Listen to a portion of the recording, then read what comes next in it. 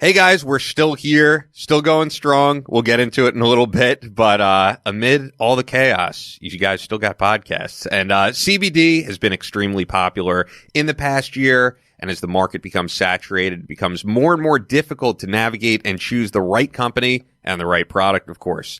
That's where Ned comes in. They produce the highest quality CBD extracted from the finest organic hemp plants from a small homestead in the bountiful farmland of Paonia, Colorado. Ned is a wellness brand offering science-backed and nature-based solutions that offer an alternative to prescription and over-the-counter drugs. No isolates or synthetic ingredients. Full transparency, Ned shares third-party lab reports, who farms their products, their extraction process, all right there on their site. And their full-spectrum hemp oil only contains their CBD extract and non-GMO MCT oil. That's it. The taste is clean and pure. It really is. Some of the benefits, cannabinoids have a wide range of benefits and regulate nearly every biological system in the human body. Some of those, of course, sleep aid, anti-inflammatory, natural pain reliever, treats anxiety and post-traumatic stress, used to treat anxiety, depression, source of antioxidants, and also being used in the treatment of serious chronic conditions such as epilepsy,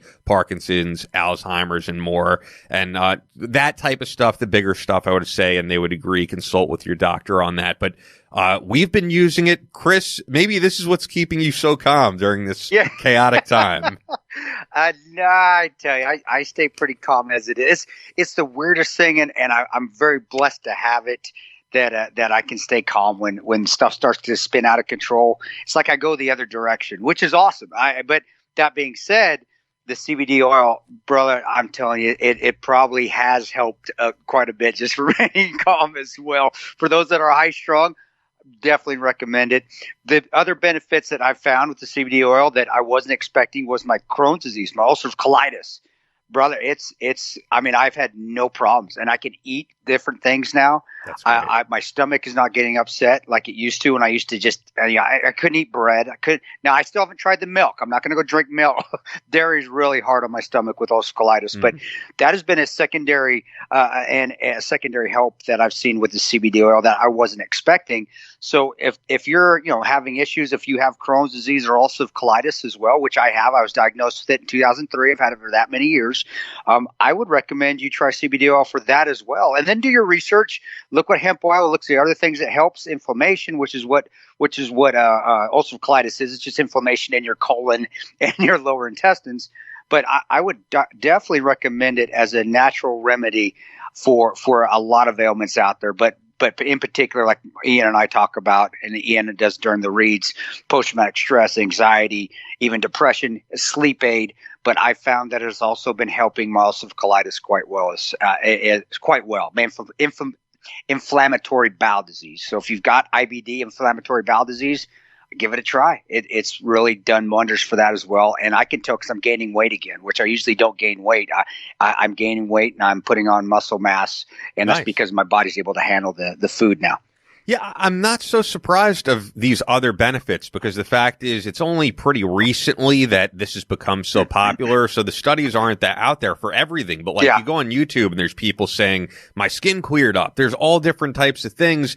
And they have, the before and after photos to prove that type of thing, or the testimonials for, things like yours. So, I think the benefits we don't know how great they are yet. And we're kind of tapping into a new market here. Definitely. So give it a try, guys. And it doesn't hurt. What's the 300 milligram bottle, the 300 CBD? I forget help me out, Ian, there's 300, there's 750, and there's 1200. Yeah. Yep. I was going to ask you, because I remember you talked about possibly upping your dosage. Did you do that? I did. Honestly, it's just when you're getting a higher dosage, you're not, hey, this is the potent more.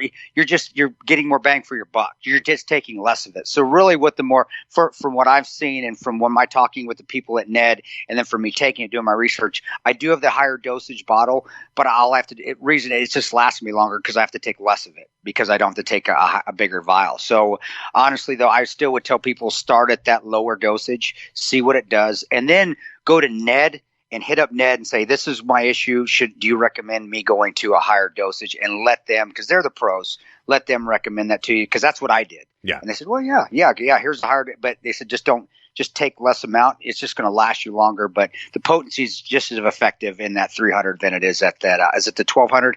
Ian, help me out again. 1250. I'd have to go back on the website because I've only done the 300. I think it's 1250, 1200. Forgive the people out there, Ned. Please forgive us. but I believe it's like 12 to 750, and then it goes up to 1200. But yeah, the 300 has been great. The dosage up has been fantastic. I've noticed no other differences. Like I'm not getting euphoria. And by the way, so I'm on the website. There's the 750 and there's the 1500. Yeah. 1500. And I think, and I don't want people to go on the website and think, oh, I have to spend this much. You're starting with the 300, which is very affordable. You'll be more than happy with. And if you're bordering it for the 300 with the Battleline discount, I mean, it's what's it come out to be with shipping? Maybe $40, something like that, if I'm correct. Yeah, you're spending somewhere between $1 and $2 a day on this, which you're spending that on all different type, whatever you drink. You know what I mean? If you're going to Starbucks and having a coffee, you already spent more than that. Yeah, so I'd recommend it. Give it a try, guys. It has made my life 100% better. It's improved it in ways that I didn't even feel like I was even going to get, especially with the inflammatory bowel disease that I have, which was quite serious there for a few years when I was being fed intravenously because I couldn't keep food down. So I've had ulcerative colitis very serious, and it's why I was discharged from the military. And now it's like you got a new lease on life. I can eat stuff, and I feel great. And I've got just as much energy I did when I was 30. So that was fantastic. Fantastic. Yeah, we're psyched to have them on board long term. Once again, Ned will not get you high. It's a full spectrum hemp that is a non-psychotropic. Ned products contain a minuscule amount of THC, less than 0.3%, as allowed by law. And also, if you want to check out Ned and try CBD, we have a special offer for just the listeners of the Battleline podcast.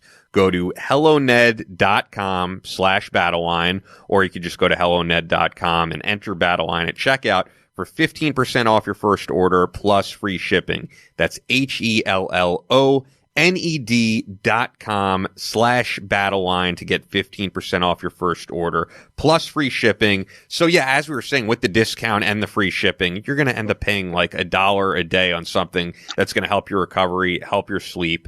Thank you, Ned. And, support small businesses, but in terms of small businesses, I could tell you Fort Scott, from what I'm seeing, is doing very well during this time, which we're happy to see because they're a great family-run company. Fort Scott Munitions is a manufacturer of multi-federal patented solid copper and brass CNC-spun ammunition that is designed to tumble upon impact in soft tissue, leaving devastating wound channels for faster bleed-out and quicker incapacitation. This ammunition was originally developed to innovate and improve on the standard of military-grade ammunition design. It was found that not only did the TUI ammunition outperform competitors in the self-defense industry, but it quickly became apparent that it would be a top contender for hunters alike. With the ammunition being CNC spun, the tolerances are some of the tightest on the market, ensuring they receive the same results with each pull of the trigger. Fort Scott Munitions is available throughout privately owned businesses in all 50 states, as well as directly online through fortscottmunitions.com. As you said on our last podcast, and Fort Scott has been putting it up on their Instagram, allow another week right now because they are backed up and a lot of people are, buying ammunition right now. Yeah, it's don't go into the panic phase, guys, with that. Just like buying toilet paper, just by buying Purell, just by buying ammunition. But if you need it, definitely recommend Fort Scott. I know there's going to be a lot of people out there and there's a lot of people that I know have their own ranges to go shoot at. Going to have a lot of downtime, can get a lot of practice in. So if you're going to, get with Fort Scott. They make the best ammunition out there on the market today. And like Ian said, they're a family-run business. We do need to support these small businesses now, especially with the economy going. A lot of these small businesses are going to go under if we don't get out there and reach out to them and support them and get their products. I know things are tight. Don't overspend. But please, definitely look at these small businesses like Fort Scott Munitions. And I know the family. I know Ryan Kraft very well, who really developed the ammunition. He is a tremendous, tremendous human being. And honestly, I'm happier than a pig in crap for him that this would be doing well because they deserve it. They put a lot of work into this against competition, against major ammo manufacturers. And I think they're really going to be successful, even more so now because of what's going on. We're not downplaying. I'm just trying to find the positive message in this, and that is one of them, that this small business is going to be helped because of the situation. Yeah. But also other small businesses out there, take a look at them out there and support your local businesses, your smaller run businesses, so they stay and they're still around after this craziness ends. Yeah, well said. Well, once again, FortScottMunitions.com. Use the exclusive promo code Battleline for 15% off your order. Only available to listeners of the Battleline podcast. You hear us talk about it every week. Fort Scott Munitions is a proud supporter of Chris Peranto, Battleline Tactical, and the Battleline podcast. Let's get started.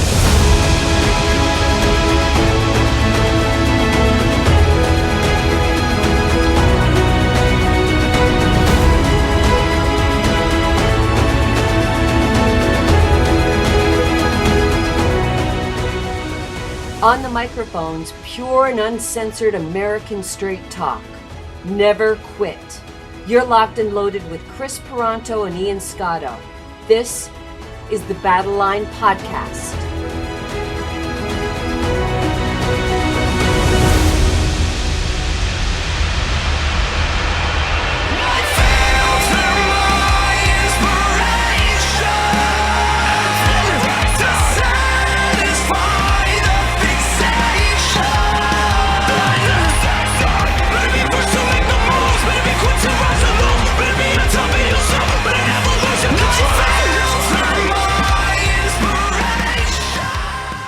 Episode 20. Can you believe we're 20 episodes in? No, man, I can't even count that high. Maybe in Spanish. Is that venti? I only say venti. Oh, that's coffee. Venti. Sorry, all my Latin speakers out there. Yeah, I'm about as Mexican as my white dad. I tell you what, man. My mom's probably rolling her eyes right now saying, pendejo, man, I raised you better than that, you little pendejo. But yeah, we're up to 20. I can't believe it either. That's fantastic. 2-0. We got Nate Boyer coming on. We've had some great guests on.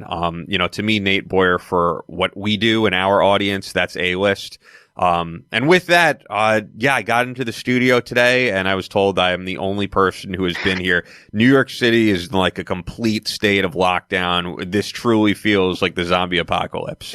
And I think we've been watching too many damn movies and seeing Zombieland and The Walking Dead, and people are really knee-jerking. Yes, be safe. Yes, do what you were taught to do when you're in kindergarten. Wash your hands. Don't pick your nose and shake somebody's hand. You do this stuff to have common sense, to remain healthy. But I do think it's been overblown a bit. And not only the health and humanity, that's fantastic. We're going to figure that one out. Viruses are viruses. They got to play out. For anybody that's had kids out there, knows exactly what I'm talking about. When your kid is sick, you take him to the doctor. What does the doctor tell you? Well, he has a virus. There's nothing we can do for it. He's just going to have to play out. Well, that's a virus. Now, granted, there's going to get a vaccine out there because we have tremendous medical personnel in this country, as well as other countries out there. I know they're coming together to figure a vaccine out. But it will be a while. It'll be a long while. But they'll get it done. And that's the thing is that I don't think that, oh my gosh, when is it going to happen? The worst thing, this is what they used to do in special forces training, ranger training. What would get guys to quit? It wasn't the pain, it wasn't the exercise, it wasn't the fatigue that set in. It was the anticipation of what could happen. That's what made guys quit. That was essential as being an instructor. When you're getting vetted, whether it's in BUDS, whether it's a para-indoc, whether it's SFAS, whether it's pre-ranger to ranger school to ranger indoctrination to RASP, and excuse my language, but it's called fuck games, mind games. They would play mind games with you to make you quit. And the easiest and you already know you don't have to say excuse your language on here. You can say whatever. We can say whatever the fuck we want. What would get guys to quit? What I would get whoever it was to quit, it was that anticipation of what possibly could happen. It's so funny because I've heard the exact same thing you're saying from Jack Murphy. And that's what people quit, and that's where we're at now. Is that people are so worried about what could happen that they're letting their minds go completely out of control. Yeah. Now that's why it's important, and that's why it is important when you go into the special operations community, because war is you never can figure out what's going to happen once you leave those lines. You can't think like that. You can't think of, oh my gosh, what is going to happen? Oh my gosh, am I going to die? Here's an example. There's not one time where I was going, oh my gosh, what's going to happen when we get out this gate? Oh my gosh, I'm going to die. This is terrible. Oh my gosh, this is a suicide mission. It was keeping calm, Figure out what you need to do when it happens out there, but don't start to play mind games with yourself and the general public right now because of the media. You're not doing us any help. I don't care if it's Fox News, CNN, New York Times, New York Post. Nothing is helping by you getting out there and just creating chaos because of what ifs.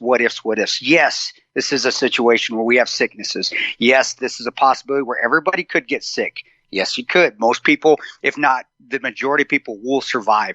Will doctors find out a vaccine? Yes, because people are smarter. Doctors are smarter than hell out there. But creating this panic because of possibly what could happen or the diagnosis could be, that is what's creating all these issues right now. And that's when leadership needs to step up and calm everybody down. And be honest, Ian, now maybe I'm wrong. I don't watch the news. You do. And I'm being completely honest. I typically do not watch the news. I don't even have cable, but I have been following this. As somebody said something, as a leader, as the president even got up and said, guys, we're in a situation that it's bad right now, but we're going to get out of it. Everything's going to be all right. That leadership right there of just reassuring people, that reassuring leadership, that would calm everybody down. If that's not going on. I've heard some of that. Trump has also said, and like I said, you and I kind of respectfully disagree on a little bit of this. And I was surprised to hear Trump say that he thinks the media has been very fair on this. And I kind of agree. I don't think it's fear mongering to tell people what's going on. And I think to just report we're going to be okay would be irresponsible because we know how far this could go. What happened to swine flu? Yeah, but this is going to be a lot bigger. It's going to be a lot bigger. I mean, we're going to see millions of people die. Probably. We've had 575,000 people have died via the swine flu. Or if you haven't studied that, no, I know, but we're going to see millions die from this. Unfortunately. So, and again, who's saying that? Well, I'm just going on China. I'm going on Italy. I'm going on Korea. So we're going to, and so because of that, and God bless them all. I mean, I hope I'm wrong, but I'm going by what we know. So the panic here in the United States is because millions are going to die in China.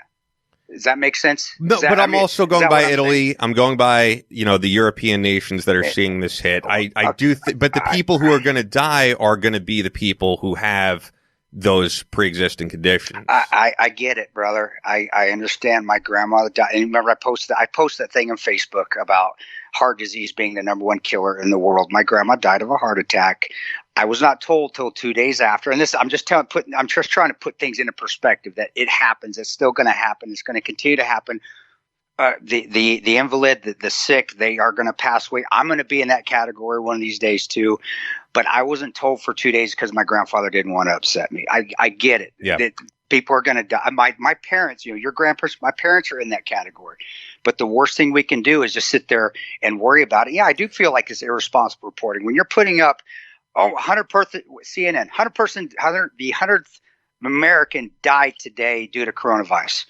Okay, so everybody just going to jump, panic, and craziness. The 100th. Yeah, I don't want people to panic, but I do want them to be, aware of it. And I will say this, by the way, as we're speaking, I texted Nate just to let him know we're running a little late here, and someone in his family just got diagnosed. So, because I just know we're going to go long in this intro. So, I mean, it's just.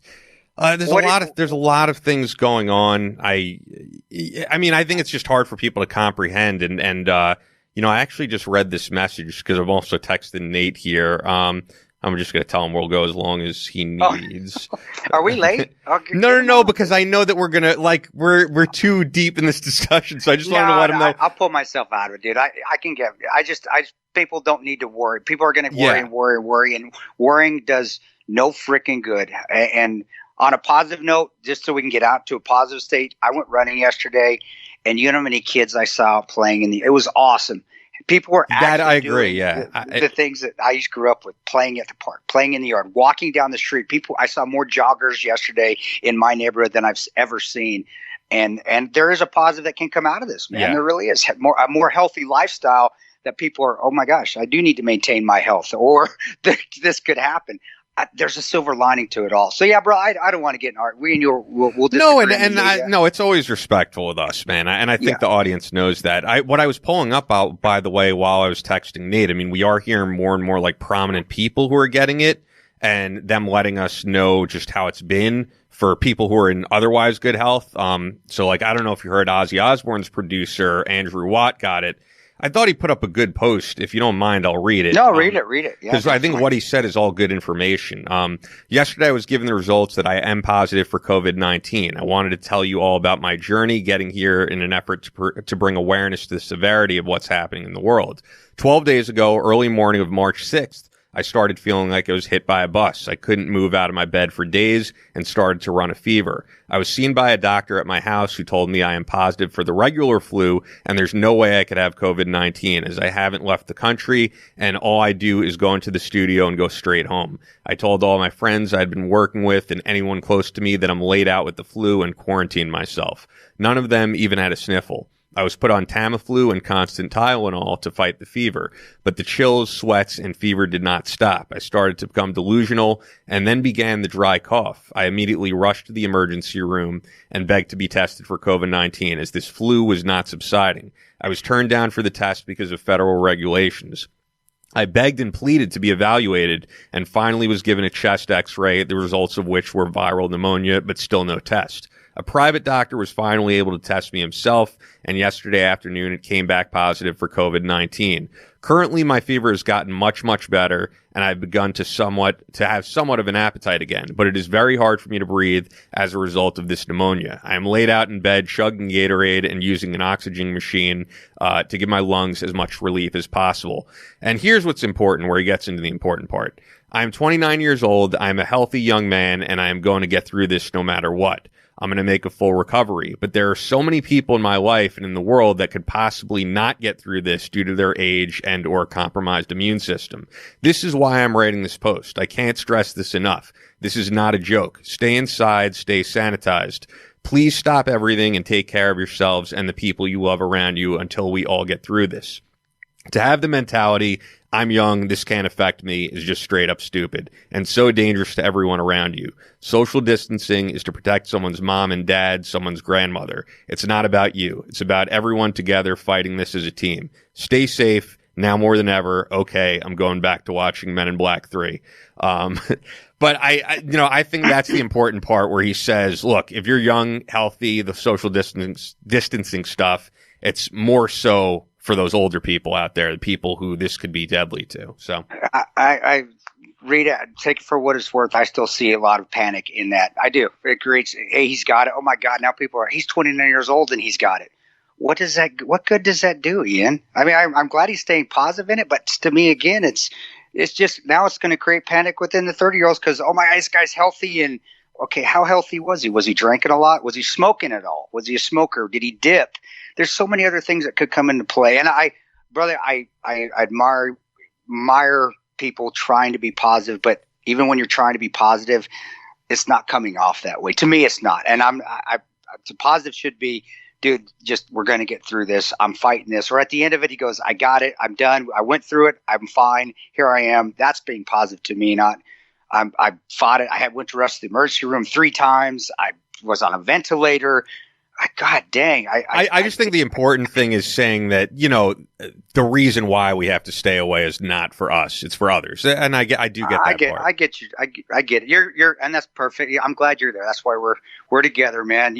We'll find silver linings. You find a lot of silver linings, and I agree. And I can see that. And for the record, I drove in today, which is usually very hard to do.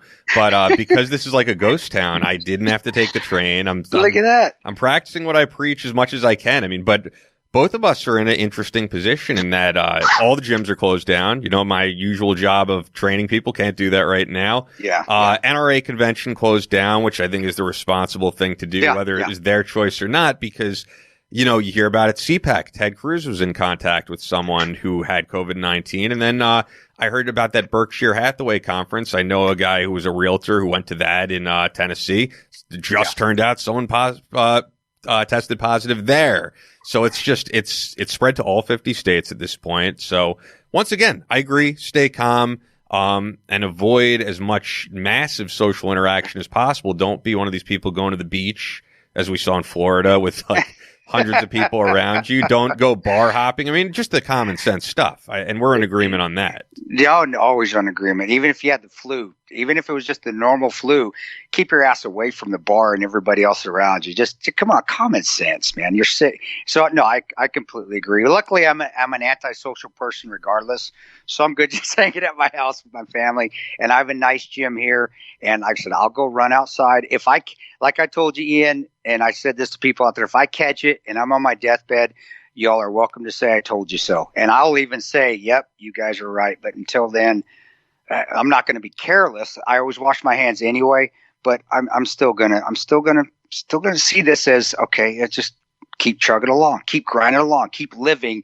Don't box yourself in to just your house and just live an invalid's life when you're not invalid. Yeah. Granted, though, but it is. I get where you're coming from, though, Ian, because and I'm in agreement. If I wasn't in agreement, I wouldn't have come to the city to do this. You know what I mean? I would have been stuck inside my house. I'm not going to do that. I am going to keep living as much as we can. As you can. Yeah. And I think we both agree. Also, fuck these people price gouging. I'm not going to say who. Oh but Lord, what the hell is wrong with people? Yeah. Man? You go ahead. You take that first, so I don't have to. Yeah, I'll end with just that statement, and plus we got to get to Nate. Okay, go ahead. With that, as we've said before, Fort Scott Munitions is a manufacturer of multi-federal patented solid copper and brass CNC spun ammunition that is designed to tumble upon impact in soft tissue, leaving devastating wound channels for faster bleed out and quicker incapacitation. This ammunition was originally developed to innovate and improve on the standard of military grade ammunition design. It was found that not only did the TUI ammunition outperform competitors in the self-defense industry, but it quickly became apparent that it would be a top contender for hunters alike. With the ammunition being CNC spun, the tolerances are some of the tightest on the market, ensuring that you receive the same results with each pull of the trigger. Fort Scott Munitions is available throughout privately owned businesses in all 50 states, as well as directly online through fortscottmunitions.com. Use the exclusive promo code Battleline for 15% off your order. Only available to listeners of the Battleline podcast. Fort Scott Munitions is a proud supporter of Chris Peranto, Battleline Tactical, and this podcast, the Battleline Podcast. And before we get to Nate Boyer, who is sponsored by our friends at Thadia, if you haven't yet worn or heard of the apparel brand Thadia, then you need to experience the brand. Thadia is the first apparel brand to literally mean courageous and brave. It's what we seek from ourselves, from the heroic individuals who protect us, to the athlete and to the everyday individual. Thadia represents the courage and bravery within us all. Thadia has taken its profound meaning and combined it with enhanced tech apparel to give individuals the unique apparel brand that reflects their own courage and bravery. No longer are the words courage and bravery only used to describe the actions of individuals. Now these words are ingrained within the apparel you wear. Check out Thadia online at Thadia.com and experience the brand of the courageous and brave and the KTP apparel line, the apparel line dedicated in the name of, right here, Chris Peranto, U.S. Army Ranger and 2012 Benghazi attack survivor. And, we talked to Joey Villa last episode. Yeah. Everybody loves their stuff. And, as we always say, stay true to size, at least for the guys' stuff, I would say. Yeah. Yeah, I would. It is form fitting. I'm sorry, not form fitting. It's an athletic cut fit, but it's not that compression stuff. So I'm 160 pounds, 5'9". I wear a medium. I could get away with maybe a large, but if you're, I thought you were going to say I could get away with a small. That's what I thought that was going. Okay, I'd be showing I'd be those crew cuts we used to wear. You didn't wear those. I do. That shows how old I am. Crew cuts with the Sansa shorts. But I think how old you're a little bit bigger than me, aren't you, Ian? You're what, 5'9", 170? I'm 5'10". I'm 5'10". Yeah, 170, right around 170. And what do you wear? Large? Same thing, medium, and it fits good. Yeah, not tight at all. 185. If you get up to 180, 185, maybe 5'11" to 6, maybe switch to the large. But no, it fits great, but it's not the compression fit. But it is more of an athletic cut, which it should be if you're going to be working out. I really do believe that. But it fits awesome. and it's comfortable, and it wicks sweat. I ran 5 miles in it yesterday, running hills around my area, and no, it didn't rub, chafe, nothing, and it didn't smell like a foot when I got done too. And I stink, guys, and I sweat like a champ. So it's fantastic stuff. Yeah. All right. Well, apparel brand should be more than just performance-based, and fortunately now it can be said, mission accomplished. Thadia, inspired by the heroic and worn by the courageous and brave. Follow Thadia on Instagram, Twitter, or Facebook, and visit them online at thadia.com. That's THADDEA.com. And you know what? We're right on time for Nate Boyer, so I didn't even need to text him. I was going to get to emails because we had emails, but maybe we'll see if we can get to those at the end. Yeah, let's do that. All right. On with us for the first time on this show, I've spoken to him before, but is Nate Boyer. And for us, this, as I said in the intro, is an A-list guest. Really honored to have him on. Retired Green Beret, served not only in 1st, 3rd, but also 10th Special Forces Group in Iraq, in Afghanistan. Played football for UT, briefly had a career in the NFL with the Seattle Seahawks in 2015. Co-founder of MVP, Merging Vets and Players, which is also sponsored by Thadia. And, I should say best known for the whole Colin Kaepernick thing, which we'll get into, you penning the letter. It's an honor to have you on once again, man. Thank you, brother. I appreciate it. Technically, 1st, 10th, and 19th group. Really? 19th group. I had that wrong. I deployed. When one of my deployments, I was attached to a 3rd group ODA, but I wasn't technically in 3rd group. Just want to clarify that. Hey, which 19th? Somebody out there will freak out. Brother, like, wait a minute. What? Isn't it? Oh shit! Oh, he's stolen valor. He wasn't. Like, Jesus. Hey, which we talked about before. Which battalion in 19th group were you in? Because I remember we talked. I know you were. I was in Charlie 519 out of San Antonio. They had moved, so you got in. Oh my God, I didn't know. I was in Charlie 519 when we were in Fort Collins. Holy shit, I'm old. Really? So you got into that company when they? Yeah, I remember when they shifted in 2003 or 4. It's when I got discharged. That's when they moved to Texas. So that is the cool. I didn't know that. Oh, yeah. That's fucking cool. I was in that one from 11 to 14. That was my last stop there. Shut up, dude. You know you're really dating me because I got out in 03 is when I left them. So shut your freaking like cable. You stopped doing stuff. I know. Just got out. Thank you for that cover up, dude. I appreciate it. You're like, you look like you're about 32 years old. Dude, flattery will get you nowhere except here. So keep it coming. Keep it coming. No, it's good to talk to you, brother. And believe me, I know you're going through stuff right now. So just give us as long as you need to, then get back to the family. Family first, all the time. Yeah. Right. It's been, it's everybody's going through it right now, man. It's just craziness and trying to keep up with the work stuff, which seems like secondary, but then sometimes it doesn't if it's relating to helping other vets and doing that. But at the same time, you got to take care of your own family, and then I got friends that are getting diagnosed with stuff and they're not sure, and it's just that whole thing. And unfortunately, I feel like at this point I should be able to handle things a lot better at this stage of my life, but I still get overwhelmed, man, like everybody else. I get stressed out. No, I do. You have to take a step back. That's why I imploded last year, 2 years ago, and I just dumped all my social media because I had to get away from it because it was overwhelming. And being in the public eye, whether you have a ton of people looking at you or you just have a specific group or you don't, or you just have a little bit, it still can be overwhelming because it's hard to turn off, and you have to find time to turn off so you can have time to yourself. But then you feel like, especially when you have a foundation like you do, I do, you feel like, with the MVP or you have 14th hour, you still feel like when you turn off, what if somebody needs help out there? And now I'm not going to be available to help. So I get it, brother, but you got to take time for yourself, man. And don't implode like I did. I went to total, I nuked everything, but it was beneficial for me and it gave me a lot of energy. And I'm just giving you, I know you've heard it before from other guys, just take a break, man. Take a break, and other guys like myself, we'll cover your 6. And I got you, man. All you got to do is say, Chris, can you help me out? I'm going to help you out. So you just let me know. Appreciate that, Chris. All right, brother. Go ahead. Thank I want to know a little bit, and I know Ian's got some questions for you, so we'll hammer this out, brother. Oh, for sure. Go for it. Yeah, fire away. The first thing, actually, just kind of keeping things in perspective with where we are now, and we'll get into all the other stuff. But yeah, I know you were doing some acting gigs, and this has put all of that kind of on the sideline, right? Yeah. I mean, I think everything sort of screeched to a halt. Yeah. In that regard, you know, I actually, the thing I was recently working on, I'm really excited about, and it's unfortunate that it got shelved for the moment, but so I have a development deal with History Channel. We're doing it's a podcast series that's we're sitting down with World War II vets, and specifically starting out, we're gonna do these guys that were on Iwo Jima, and so I went out to the Iwo Jima reunion. It's the 75th anniversary of that in DC. And I sat down with 6 of these guys, including Woody Williams, who's a Medal of Honor recipient, and, you know, a ton of other highly decorated guys. He did some incredible stuff on that island. And one of the dudes in particular, he's a jazz musician from Rhode Island. I got drafted when he was 19. Never, you know, even thought about a weapon. And all of a sudden, a year later, he's on Iwo Jima.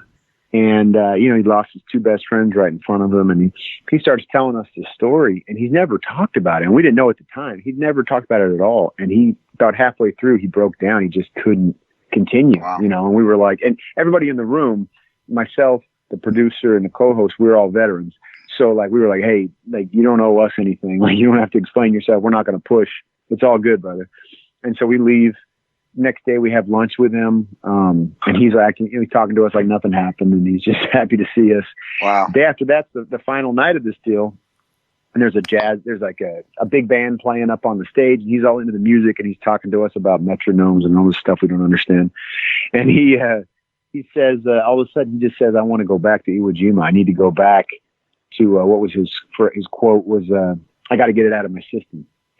And it was pretty amazing. And so we started talking to the folks there, and you know, one day a year you can go back to Iwo Jima, and it's sanctioned by Japanese government and the U.S. military, Marine Corps. They kind of do this joint remembrance. It's not really a celebration because it's a pretty, you know, it's a 2x4 mile island that's just basically a graveyard. And he had a slot to go back, and they were going to let us take him back. He wanted us to take him, us 3 young veterans, to take him back. And it was so cool and so powerful. We were so excited. And then, bam, coronavirus, you know? And it's just like, so they're delaying it. Hopefully it's still going to happen. But that was sort of the thing that got halted. And that's frustrating, you know, because obviously it's a really cool, it's a great work opportunity. It's like a dream job, but also like for these guys and for Tom in particularly, I just felt so bad that it's like, what if he doesn't get this opportunity now to get that closure? It really is closure. That therapeutic closure that he needs. That healing, you know, even at age 94, you know, such a healing opportunity. So anyway, I hope it all works out in the end, but it is what it is, you know. Did you get to talk to him did you talk to him at all after the fact when it was canceled? When they canceled the trip, or what did you say? I stayed in touch with him. I talked to him on the phone, him and his daughter. And he's in pretty good spirits. You know, he's concerned about his health. He has had some health issues as well. He had he's got shingles and some other things going on, and so he's nervous about that. But and he's bummed about the trip being canceled, at least for now. But he definitely wants to get back, and so I hope we can make that work. We'll figure it out. That's definitely, and that's awesome for the veterans, for the older. The World War II, Vietnam, because World War II, they came back with the positive vibes. They did. They got a lot of respect when they came back, but a lot of them, they saw so much shit, so much more than we could even think of. Even the stuff that we saw and the conditions but then also the Vietnam guys that really didn't get the high five, but they should have. By all means, they didn't get the high fives that they deserve when they came back. So I'm hoping too that you're doing good things with that. That is amazing, and it shows that not just you, but guys like myself as well, and other veterans that were out there, we totally respect those guys because they came before us, and we know that they ate a lot more shit sandwiches than we ever had to, and they laid the foundation. So I know, great. I hope so too, brother, and I'm looking forward to it. What's the show going to be called? Do you have any idea? So if it does come on, we don't know yet, but as soon as because we're going to be a bit of a ways off now. So when we get that back going, I'll get all that stuff out to y'all. Maybe come back on and we'll talk about it more specifically, or something like that. So yeah. It's probably going to be. Yeah, it's probably pushed quite a bit now with everything, Yeah, I mean, this is an urgent project to work on. I could say I've had the honor to interview guys in World War II, Iwo Jima guys. I've interviewed people who survived Pearl Harbor, and I always really feel the honor of being able to be there because they're not going to be around much longer. Some of these guys I've interviewed are no longer around. I mean, I've met Holocaust survivors who aren't around. So it's just like, we got to get these projects off the ground because the time is wrapping up. And, Chris's youngest son, he's not going to meet a World War II survivor or a Holocaust survivor. And we're going to need that media to live on. Yep. Absolutely. I mean, and I think with us telling it, with veterans telling it, or at least listening to it and let them tell it their way and not being pushed in a certain direction is important too. Cause you need them to feel comfortable talking about it and tell the truth as far as not just what they saw and what it was like to be there, but just the entire experience of before, during, and after, that's important. I think it's more relatable for people too. They just don't realize it. When they hear the full story, they're just like, oh, okay, they were just like you and me. And whether they got drafted or volunteered, in that situation, maybe I could do that. Maybe I would have, maybe I would be able to be as brave as these heroes. I don't know, but I think a lot of people feel like, oh, I could never do something like that. I would never be able to have that bravery. And I don't want people to feel that way. I want anybody to feel capable of making those decisions in that moment. I mean, Chris, you could probably speak some to that, and in your experience in Benghazi, I mean, it's like a survival kicks in, I imagine, and it's like, you have no choice. you do, and people think it goes robotic. Some people actually probably do go robotic. It just comes to it's time to do your job. And believe me, guys, I'm chicken shit more than anybody out there, man. It's not a bravado. Hey, beat on the chest. Hey, kill them all. Let God sort them out, sort of thing. That's bullshit. I don't believe in that either. You just go do your job, and you don't have a choice. You have a choice either to not do it or you do it. And which one are you going to do? Well, you go do your job. And that's why I respect those guys, because that's what I studied. When I was thinking of what was going on there that night, or even under duress when I was in Afghanistan or I was in Iraq, it was remembering the guys from Ranger Battalion or the LRP Rangers from Vietnam, and how they were basically left out in the Vietnam, especially the LRP teams, the hunter killer teams, how they were left out there for 3 weeks on their own, no help at all. And I'm like, well, my gosh, I can do this. I got help. I got food. I know there's no air support probably coming, but you know what? There's still support somewhere coming. It was like, oh my God, this is easy. These guys had it hard. So I look up to those guys more than anything because they showed bravery and they had that courage. And for me not to have it when they went through a lot more than I did, it'd be sullying the name of whether it was SF, Ranger, or just the Army itself or military itself. And I wasn't going to do that. So yeah, brother, I completely agree. It's not you have some sixth sense of bravery. It's just, okay, I got to do my job. Let's just go get it done. These guys did it before me. I can do it too. Let's go knock it out. And that's essentially what it is. So it's good conversation on that as well, brother. Hey, tell me. Go ahead. I think people can relate more if they understand. Like if it's their own family, they're like, well, yeah, if it's my family, of course. Like I'm gonna, if it's a child of mine or a loved one of mine, like I'll fight to the death. I don't care. And I'm like, okay, well. It's our family when we're over there. Yeah. Like that's what it is. Our brothers are our family. It's the same thing. So like if they understand that, it's just they don't have those relationships in the typical workforce, I guess. You know what I mean? Yeah. There's not a ton of that out there. And I've worked in the typical workforce, be it Mutual of Omaha, and you're right. You develop working relationships, but no, there's not that camaraderie that you get, especially when you get to the levels that you were at, or anybody that's been in the SOCOM community. You don't get to those levels, but it's still there. Everybody has it. They just have to find it, and they have to find it within some means, whether it's relating it to family environment or just relating it to, hey, I just need to be a good person. I got to be a good person and help everybody else out. And then the bravery, is it bravery or is it just, maybe it is bravery. It's just doing what you should do as a human being. and that's giving of yourself for others. And that's just how we all should be living our lives regardless. So, no, but I admire that, and I admire that if you're out there teaching that to the civilian force, which I do on my speaking events, that I think it does resonate, even if it's within that little bit of time that you speak to them, but they'll stick with them down the line. So no, I completely agree with it. And we need that nowadays too, especially right now. Definitely need that. Oh, for sure. That bravery that just everybody has in them right now. Oh, man. Yep.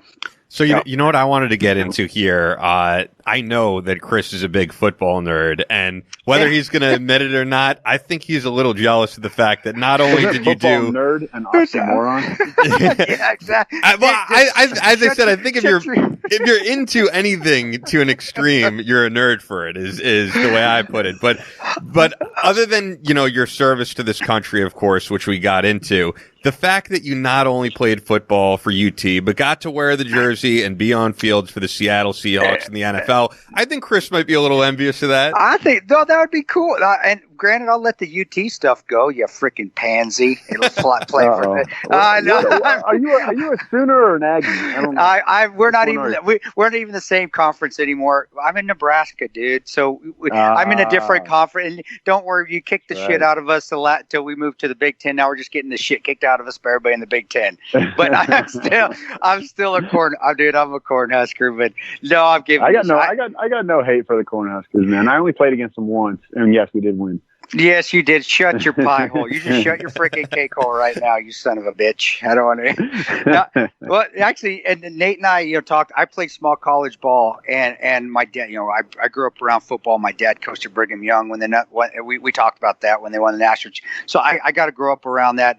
I didn't go to the level that Nate did, but yeah, I do want you to talk about it because I really do think that was important in shaping the life of me moving on to the next step, which was going into the Rangers and just physical fitness in itself, and giving you a base of overcoming adversity on the football field. So yeah, I talk about that, man. Yeah, growing up, I didn't play growing up. I didn't play Pee Wee. I didn't play in high school. I didn't play, at any level. I played other sports, but football was always my favorite, at least to watch. And I kind of regretted not playing. I think I kind of chickened out when I was younger, because I didn't play when I was super little. And then by the time I was like old enough, if I wanted to play, I could do it, whatever.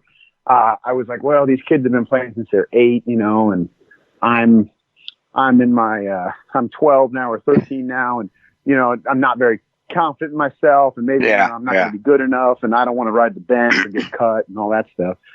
So I didn't do it, and it just bothered me for the next 15 years. You know what I mean? And so then I'm 29 years old, and I'm coming off of active duty, going back to school. And one of the main reasons I wanted to go back to school is I wanted to try and play football, which I know it's very childish and corny at that age, but that's what I wanted to do. Hey, dude, they do it at BYU all the time. It's called going on a mission. Then they come, then they come back and they play football when they're 27, 20. But that's that. Now, did you start? I know you did long snapping but were you playing strong safety? I can't remember. Free safety plus you were doing long snapping as well. I walked on as a safety, made the team as a safety, but I couldn't get on the field, man. I wasn't fast enough. I mean, just to keep up with those Big 12 receivers, or just college football receivers. I mean, that's another thing. Well, it is. I ran a 4.55 40 when I was playing football. That's a lot faster than me. Well, we were good. But even then, and I was D2.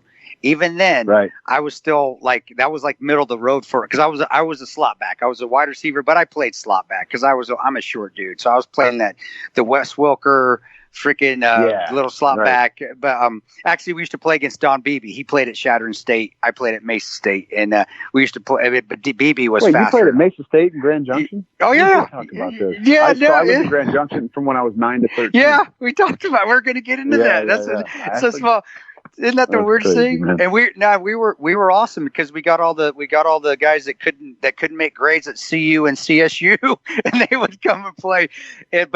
Now, guys like Don Beebe that played at the Buffalo Bills, he ran like a 4.3 40. That dude could fly, and we're D2. And so I'm like, gosh, I thought I was fast, and but that just shows how competitive it is. But it also shows how tough you were, because you're playing D1 ball.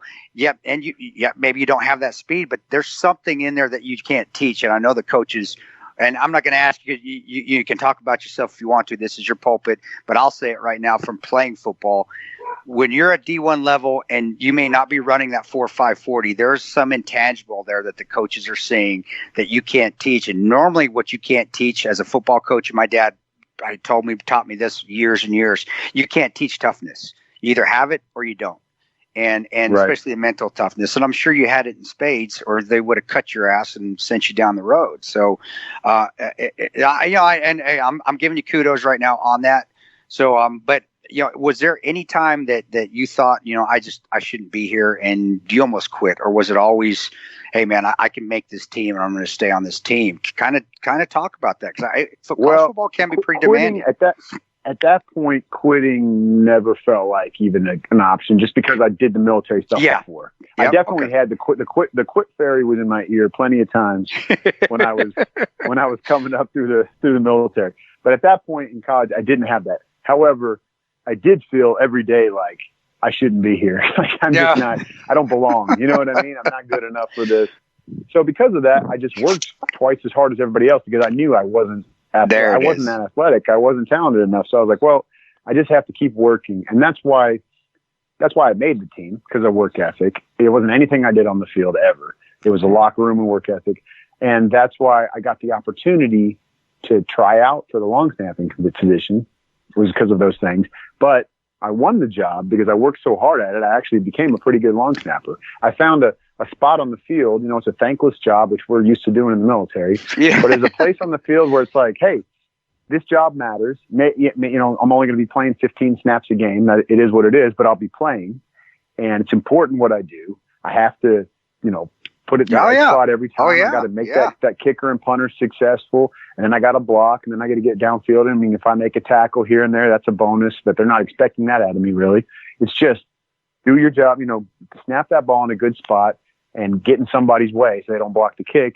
If you can do those two things, that's enough, and you can earn the spot. And they wanted me to play. They feel like, everybody should feel like if you have a voice in the locker room, you probably should be on the field. You know what I mean? Like if you want to be somewhat of a leader, it helps if you're on the field playing. And I wanted to do both of those things. And I felt more comfortable speaking out sometimes and kind of getting in people's, face about stuff or whatever, if I was actually out there on the field as well. So, I saw an opportunity to get out there and give it a shot at the long snapping deal, even though, my first time I ever long snapped a football, I was 31 years old. Wow. But it took me about 6 months to be okay at it. And it took me almost a year to be good enough to, compete for the job. And then, but I did, and I won the job, and that was great. It was awesome. I think people should note this and listen to this, that by your work ethic, by you working hard, by staying positive, they found a place for you. I think that can go in anything in life, man. If you're working your butt off, your boss is going to see that, and they will find a place for you. It may not be the place that you thought you're going to be, but you will never be out of a job. You'll never be out of work. You'll never be out. And that's that. And honestly, that's what I wanted to hear. My dad said that to me as a football coach. I heard that every day in my house. Make yourself indispensable. Work so hard that they cannot get rid of you. And now that my dad was going to get rid of me, my mom wouldn't have let him anyway, even if he wanted to kick me out of the house when I was 5, because I wasn't there. But that's football. That's football in a nutshell. And I honestly still believe kids should be out there playing sports and doing this, because that's where you start generating that. I got to work hard. Success is due to hard work. Even if I'm not the best out there, if I work harder than that guy, I'm going to stay around. And that is an testament to you. And that's what I was hoping you would say. So I'm terrible at leading into questions, dude. But that time I think I succeeded. I did a good job working harder. So no, perfect. That's exactly what I wanted to hear.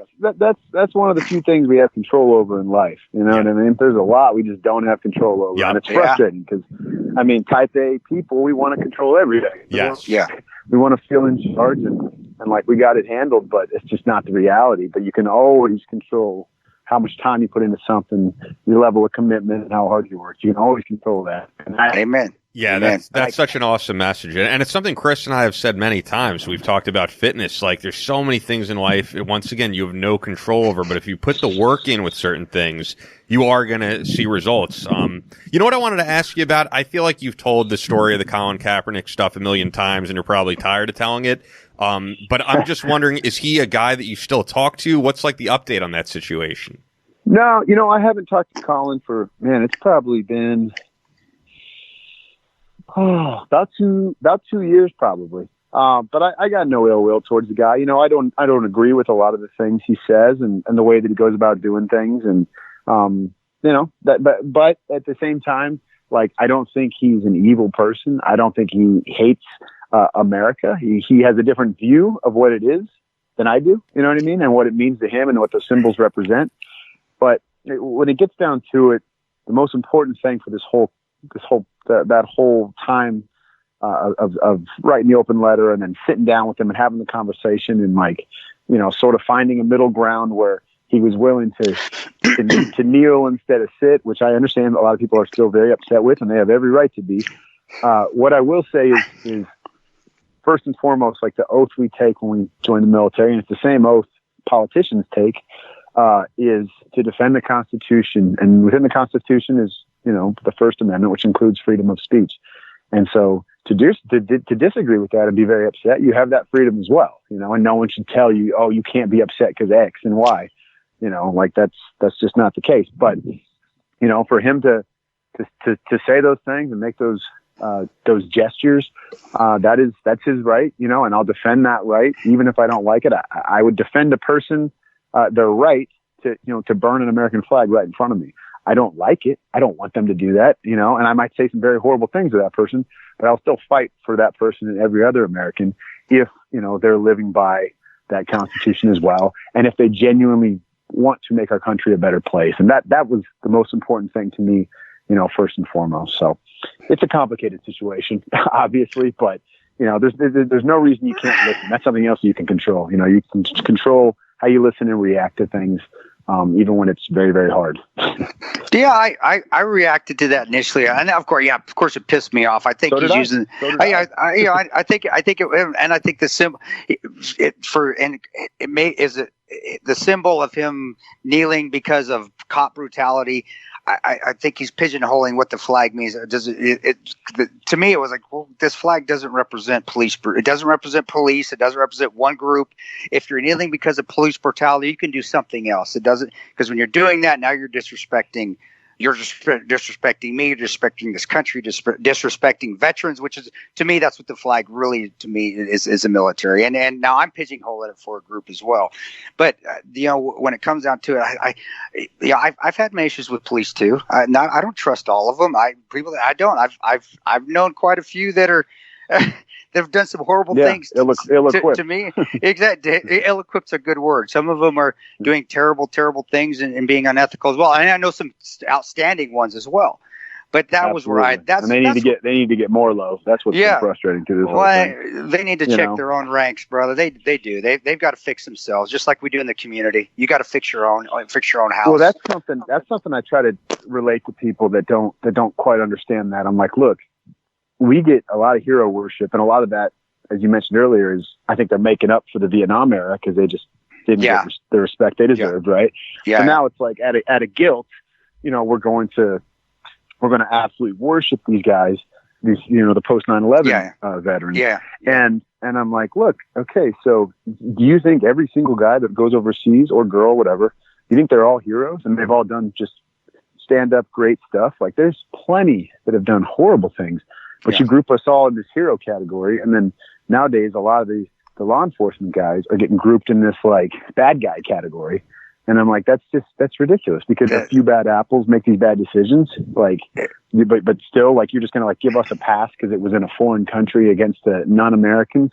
Like, that's not. They're still human beings, right? And so, like, and to understand the complications and the intricacies of being behind a gun in any job. it's just not that simple. And it comes down to real. That it's not that. It's not that simple, and it comes down to a lot of integrity that either you have or you don't have. It's that not that physical courage. People, if you are signed up to run towards gunfire, you're going to do it. I tell people, physical courage is really not that hard to do if you're talking to guys that's what they signed up to do.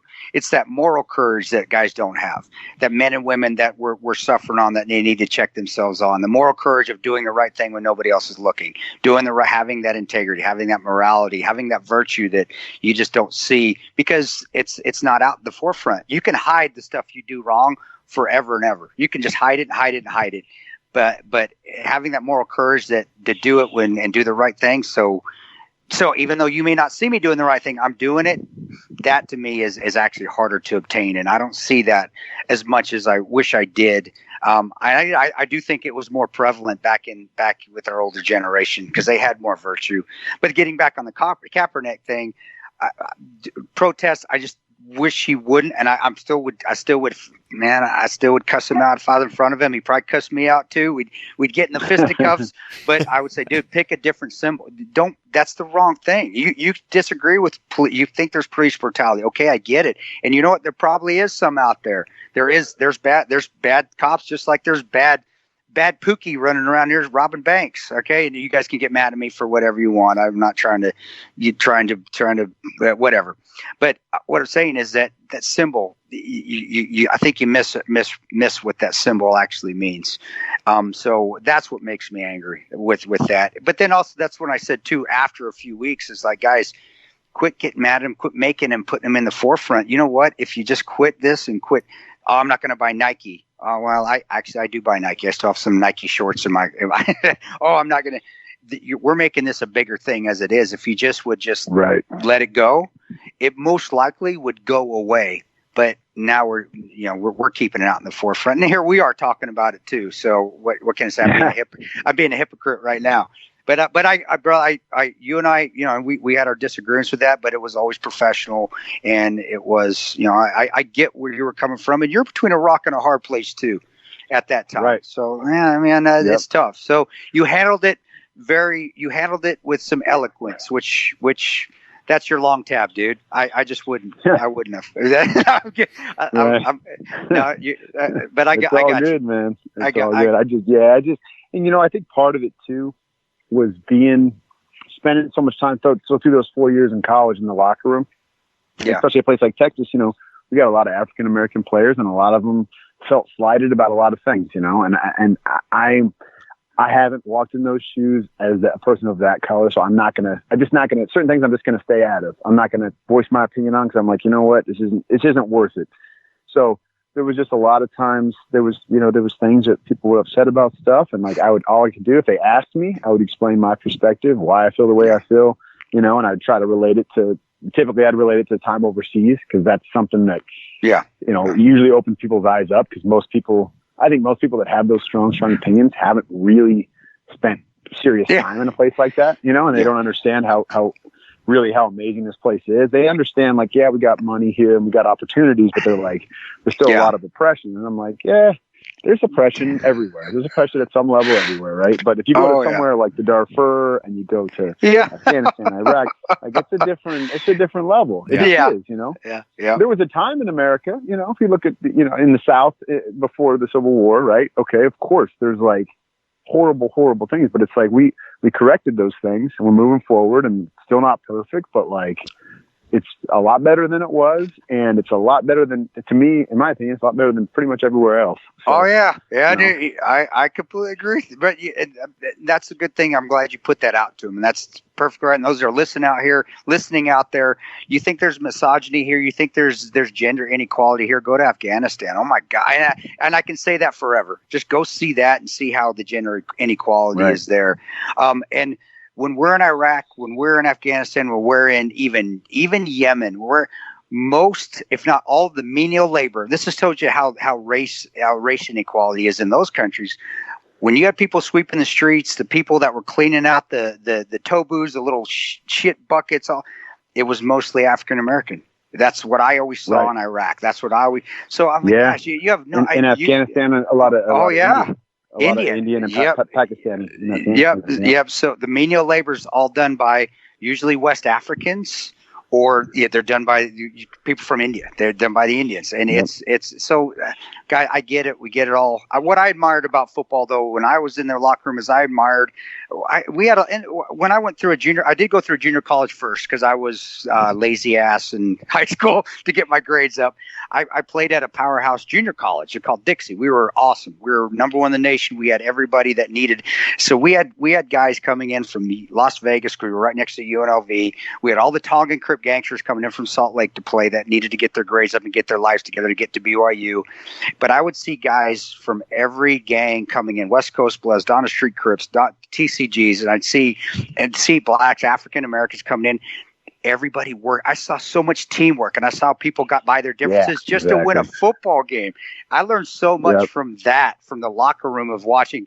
God dang, these guys hate each other on the street, but damn, here we all get along, and we're all playing, and we were awesome. And I just when I saw that, I'm like, God, we can get along. You got these gangsters getting along just so we can win a football game. It to me, it gave me. I still see that today when I start to see even Colin Kaepernick. Him and I probably yell at each other and maybe even getting some fisticuffs. And he's a big dude. I'm not a little guy, and I'm old, so who knows? Maybe I get a swipe in or two. But then we probably would play after it's all said and done. Probably play catch with each other because it's athletics brings everybody together. That's when I hated to see that too. It brought dissension into athletics. Where really, when I played football or played any athletics, going through college or NFL, and you were even downrange with the SF, what did we do and stay up? What was the best time of year to be downrange? Usually during football season, because that's what brought everybody in the room together, and it brought everybody together. And that's why I hated that. That was another thing I hated with the kneelings because, God dang, you just tainted the sports, where sports really is camaraderie. That's bringing everybody together, no matter what your ethnicity, gender, religion, it didn't matter. Everybody came together to watch football and to remember when they were young, like my dad watching and me watching Roger Staubach on Monday Night Football. So, man, but we're getting back there, man. We're getting back there. I think we are. Sometimes you need these things to happen to kind of bring people closer. It's like a necessary evil at times, I think, and of course, like we want to get better. There's things we do need to get better at and improve on. So, take this time to understand this. There's a reason there's a lot of people upset about stuff and feel like things need to change. Okay, let's change it, but let's change it together. Don't put it on us. Don't put it on us to change it because you're upset. You know what I mean? Let's do it together. Yeah, well said, man. And you've been someone who's a part of bringing that positivity with the organization you co-founded, merging vets and players. Tell our audience a little bit about what you guys are doing. Yeah, MVP is a pretty incredible concept. It's a daring concept because, you never want to compare playing a game to going to war. Those are not the same thing. But as Chris said, and you talked about it in the football locker room, it's the same in that the camouflage, the camaraderie. Yeah, we're out there on deployment, man. I don't like everybody on my SF team. Even I got 12 guys on my team. I don't like half of them. I love all of them. And people don't get that, do they? I'm glad you said that. People don't get that. You don't like it. People think you all drink beer and hang out and around the campfire tell war stories. Like, hell no, get the hell away from me. I don't like you. We're gonna fight together, but when we're not fighting together and going to kill the enemy or whatever we're doing, get the hell away from me. I don't want to talk to you. Go ahead. I get you. Okay, go ahead. Keep going. No, it's true. It's true. And we all, and we're from all over the country and sometimes all over the world. I had one of the guys on my ODA was from Trinidad. You know what I mean? Wow. And we had guys from New York City, and we have guys from Spartanburg, South Carolina, and, wherever, man. They're from everywhere, and they all get along. And Jay Glazer, who co-founded MVP with me, one of the things that he always says, which is so true and funny, he says, that football, he's like, in my experience, like being around the NFL, a football locker room is one of those only places where you'll get, this redneck from Alabama who's the best man at the wedding of this kid from Compton. You know what I mean? Yep. Because they grew up, they played together for years, and it's like that becomes your brother. And it's just the same. So with MVP, you've got that uniform you identify with, whether it's an athletic jersey or camouflage. You've got your team. You've got your specific mission. You've got to sacrifice a lot to be elite. Like you got to sacrifice a lot of time, commit to something. You got to work your ass off. All those things we talked about earlier. And you've got that brotherhood, that camaraderie, the structure, the very defined purpose. And then when you're in your 20s, maybe your 30s, if you're really, really lucky, you're in your early 40s, and it's gone. Like you're not going to be a trigger puller anymore. You're not going to be out there making plays on the field. It's over. And typically, if you look at the typical life, work life span of a war fighter and a professional athlete, it's in their 20s. So typically in your 20s, and you feel like you've peaked, and you'll never be great again. And the best days are behind you. And in this day and age, we're going to live. Probably most of us are going to live to our 80s and 90s. You know what I mean? So you're looking at 75% of your life left, and you feel like it's over. You feel that's a scary time. And then you don't have that uniform. You don't have the locker room anymore. You feel alone, and you want to isolate, and you're trying to find something that gives, that taste in your mouth that you had when you were on top. And it's just nothing really does compare. It's really hard to find anything that compares in that way. So we need to build that community again. At least have that locker room still, that's supporting one another, that's empowering one another, to find something else in our life that's worth living for. And a lot of people, that's as simple as family. I can be the best damn father, mother, husband, wife, whatever, out there, but I got to commit to it. I got to use all those skills I gained in the military or playing sports to be that person. And maybe it's professional. There's a lot of people that's like, man, I don't even know what I like. I don't even know what I'm into. All I know is how to disassemble and reassemble, an M4 and whatever. Or all I know is how to throw a football or whatever. But it's like, no, all these other things. You know how to work at something. All these other intangibles. You may not realize it, but you have that in spades, way beyond the typical person. And so, try things. Get out there and figure out what else you have a passion for. Because I guarantee there's plenty. You know what I mean? You might not know it yet, but there's plenty. So get out there, whatever you're somewhat interested in, go try that, and then apply that same work ethic, that same sort of what you've built inside of you, who you are, not the uniform you wore, who you are as a person. Apply all those things and just see what happens, because you'll be surprised. And pretty soon, you're getting addicted to those things, just like you're addicted to the weight room or whatever. And it's just, it fills that void. And then you create that. You got to have that community and team though, first and foremost. I think that's the most important. And that's what we're all about at MVP. Now, when they contact you, let's say somebody's calling in, what exactly? And I know what you do, but I want you to put this to people out there. So if they want to reach out to you, what do you specifically help them with? What can you do? Do you help them with jobs? Do you help them with maybe do you do a week-long function with them? Where they come in and you just teach them skill building or team building or just the camaraderie, just get their spirits up. What do you do, man? Yeah, so we're 4 years old, so we're still in the growing phase, big time. But right now we have 5 chapters across the country. So we're in Los Angeles, Las Vegas, New York City, Atlanta, and Chicago. Soon to be Dallas, soon to be Seattle, soon to be San Diego, soon to be hopefully everywhere in every major market. And with each chapter, we meet every week in the gym. So we have typically they're a fight gym. So we'll go in there, we'll put the gloves on, we'll hit the bags, we'll get a little sweat going for about 30, 45 minutes. Nothing crazy, but we want to push each other a little bit. There's a little bit of traditional military PT involved as well, sure. Just to get the blood going, and it's something that everybody can do. But it's as hard as you push yourself. I mean, doing push-ups is, I don't care who you are and how many you can do, it still sucks after a while. Yeah. So like all those things. We're trying to we want to get that burn back, and we want to do it in a group where everybody's kind of, giving each other shit. It's like it's a positive environment, but it's just like, when we did those old smoke sessions back in the day. Yeah. And it's just like, it sucks, but you love it at the same time. You're building memories. Yep, you're joking around because it sucks so bad. You're just embracing the suck. You heard it. Exactly. What you're doing. And you're joking and you're having fun. Yeah, keep going, man. Keep going. Yeah. So we do that, and then once that's done, we stay for about another 45 minutes, and we'll hang out on the wrestling mats there. And the groups are anywhere from, sometimes it's just 10, 15 guys. We've had groups that are as big as 80, which is probably a little bit too big. But we hang there and we encourage vulnerability. We want people to share stuff. If you got something going on, or something you've been harboring for a long time, just talk about it. Bring it up, put it out on the mat and leave it there. And like nothing leaves the room. And it could be anything, man. We've had some crazy stuff people are talking about. It has nothing to do with their time playing sports or in the military. You know what I mean? But they just got, whether it's childhood trauma or something, personal issue going on right there, whatever. And it's like, hey, someone else in that room has a shared experience and they know how you process things because that's how they process things.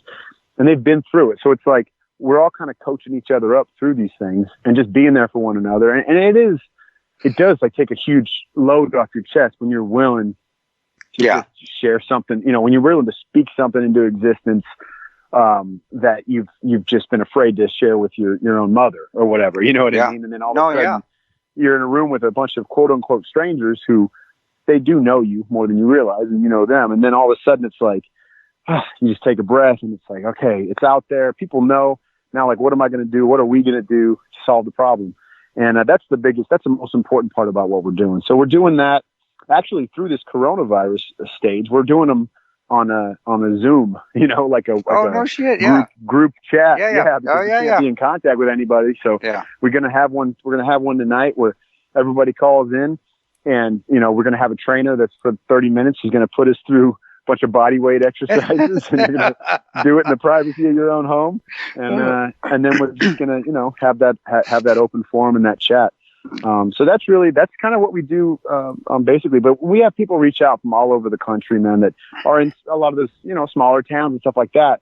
And that's the toughest thing. That's the toughest nut we're trying to crack right now, because we can share wisdom and empower, as much as we can and kind of keep them in contact with everybody, but we can't be there yet physically. And that's what's frustrating to me, because I feel like, I know you feel the same way. People reach out to you. You feel, we talked about it earlier. You have that responsibility to do something, I'm putting myself out there publicly saying that, like, I've been through challenges, but also I've had successes and I want to help people.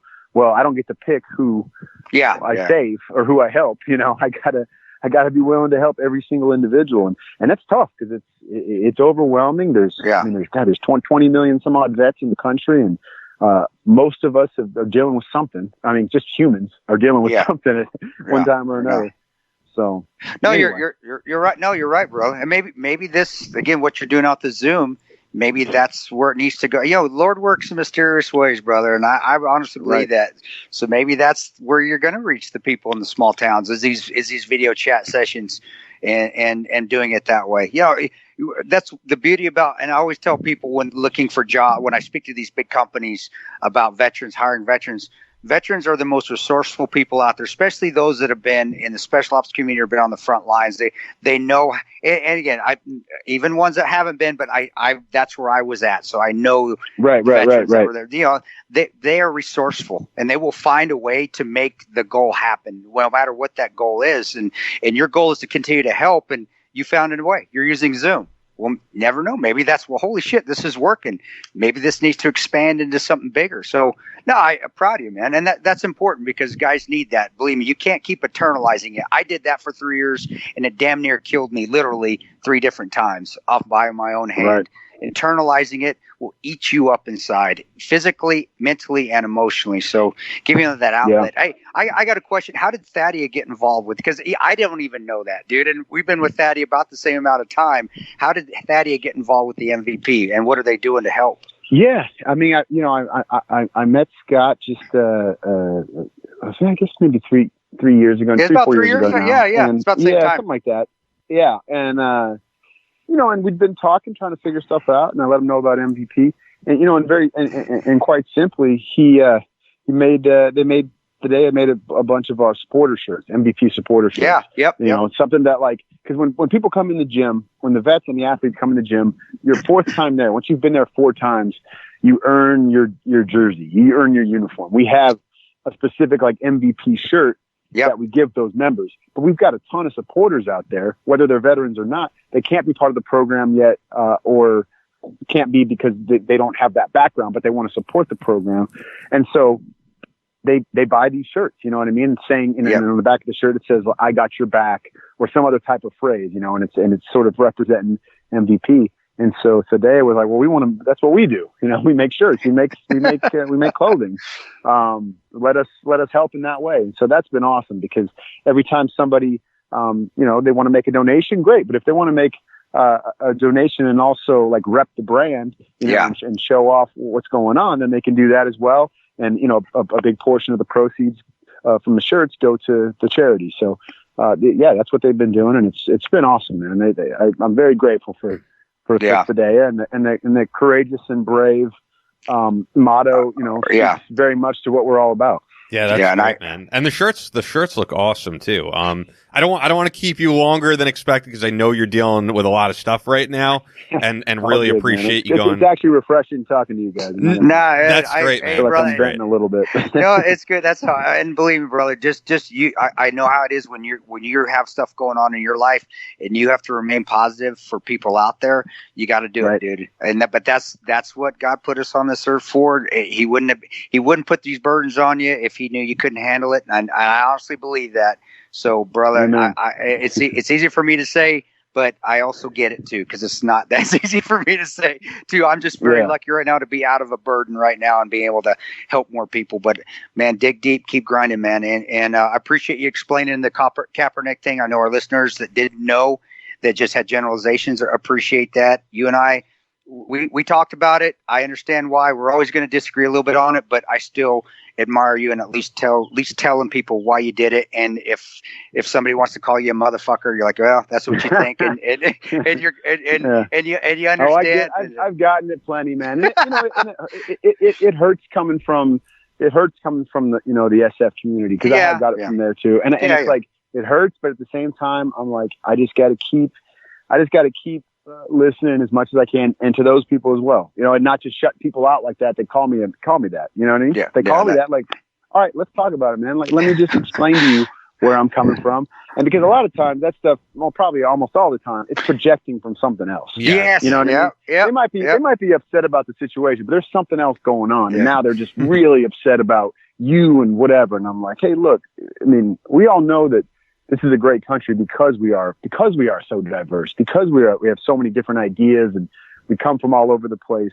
Like, if everybody thought the exact same way and we all felt the same way about everything, this would be a damn boring place. You know what I mean? And we wouldn't be as innovative as we are. I mean, we lead the world in so many things. And I know we're not the best at education and all these other categories we need to improve on, and we will.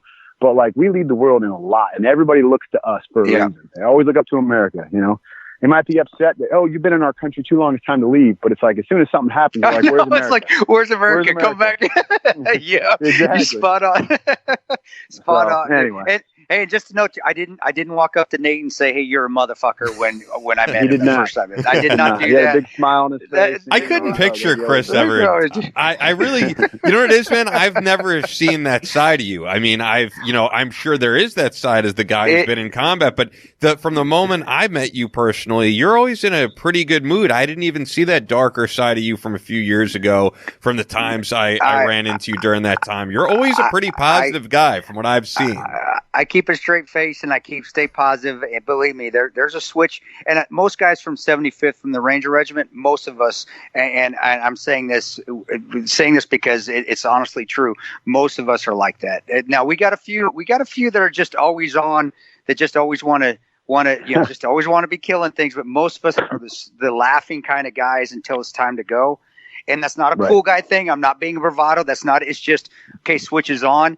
Motherfucker, I'm going to shoot you in the face. That's my job, and that's what's going to happen. It'd be way too exhausting to be like that all the time. Yeah, no, you can't, and there's no reason to, because most people, that's only the terrorists and and people that are doing bad things. Yeah, you got to save that energy. That's a specific energy.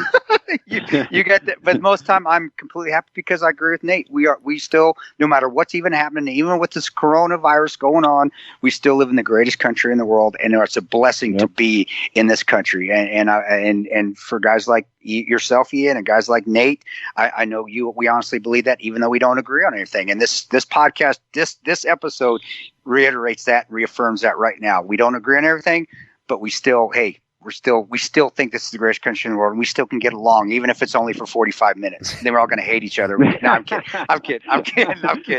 Amen, man. Well, it's at Nate Boyer 37 on Instagram and Twitter. Check out vetsandplayers.org. Really appreciate you going pretty long with us, considering all that you're up to.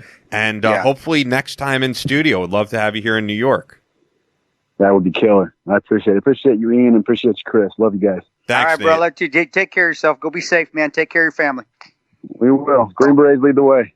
Ah, you son of a bitch. You son of a bitch. All right. I am going to call you motherfucker next time I see you. It's on now. You son of a bitch. I'll talk to you later, you long-capped piece of crap. All right, Joe. All right, bye-bye. That was great. We're still rolling, right? I just want to. Okay, cool. So we'll wrap up from there. You know, that son of a bitch got me on that last. I got him. All right. I want to isolate I'm still listening. Oh, he's still there. I was like, we're still going. I got you, you son of a bitch. I got you. All right, guys. Hey, I'm gonna go. I appreciate you guys. Well, all right. Touche. Well played, dude. Touche. Thanks, Nate. See y'all. All right, I think it's just me and Chris now, right? I don't care if Nate's on there, that motherfucker. Cool. And we're still rolling. Cool. All good. That was funny. But anyway, going from there, yeah, man. You know what's funny? He really reiterates the whole mantra, I think, of this podcast of like the positivity, and he embodies that very much. Yeah. Well, and that's that. Scott and Thadia, they did a pretty good job. Not me. They failed with me miserably. You say this every time. With Thadia, did a pretty good job picking people that they wanted to represent their brand, that were positive, that weren't looking, like Nate. I don't think Nate's out there looking for the notoriety. No, not at all. I think notoriety comes to him because of how he is in the positive message that he has. I still, and he and I both know that, I do disagree on the Kaepernick thing. I think he should have told, and I told him this, I said, man, I really think you should have told Colin to, hey, you may not like cop brutality, but that is the wrong symbol to me, when you kneel, you're desecrating it. And being a veteran, and I know he's been around his share of flag draped coffins like I have, you know what that means. But again, that early in career, maybe if I was in that exact same situation, especially where he was at, maybe I would have done the same thing, because it's hard to think. Hindsight's always 20/20. It really is. And I can say it easy, armchair quarterbacking it literally, but that again, when he explained it to me, and I get what he's explaining, and I completely agree with that as well. We have to adhere and protect the Constitution as well, and free speech is one of that. But the symbol was the wrong thing. But again, here we are, and here we are bringing it up again. I also believe, honestly, that if we just would let it go and let it lie, I honestly think it would go away. Yeah, that's why I didn't want to make it the focal point of the interview, which it wasn't. That's good. Good. I want to, by the way, I want to isolate the clip of you going, the switch is on, motherfucker. I'm going to shoot you in the face. I want to throw that on the intro or something. That was classic. Well, that's completely honest. I am being completely honest. It is. Could I add that to the intro? I think I want to add that. That would be great. Right before you hear, Jinx with Fails. I'm going to see if I could edit around the intro and have you saying the switch is on, motherfucker. I'm going to shoot you in the face. The switch is on, motherfucker. Let's switch is on. I'm going to shoot you in the face. I mean, that's how. But then as soon as the switch needs to go off, it's back off, and it's only when it's necessary. I mean, to really piss me off, for me to even want to get in a fight with you, that switch has got to come on, and it comes on. It's got to be a lot. It's got to be either very, very unsafe, where you're threatening my family or me. And I mean, very much threatening the family, not the bravado chest out. I mean, it's life or death. That's why, God forbid, that switch is coming on and you're fucking not going home. Dude, I'm gonna see if I could isolate that clip and put it into the intro for the next show. Not this show, but like maybe next show. Sweet, it'd be cool. I'm gonna see how it sounds. I'm gonna play around with it. You want to get to emails real quick? Yeah. Let's do a few of those, dude. It's all good. Nate's a good dude. Him and I don't agree on stuff, but I admire him. He's a good dude. All right. So these were sent to battlelinepodcast@gmail.com. This one is from William Prestridge. What do you think the chances are that Judicial Watch gets to depose Hillary Clinton? You know what? If it happens, it happens. I don't think it's ever going to happen. I think she is untouchable from what I've seen. There's been so many opportunities. The truth is out there of what she did, in violation of national security, the emails that I know there's incriminating emails, even though, and when I say no, guys, my gut is telling me because of all this going on, there's emails in there probably even disclosing our locations, which led to the successful, because it was in the beginning, the successful raid of the Benghazi consulate when Ambassador Stevens was there.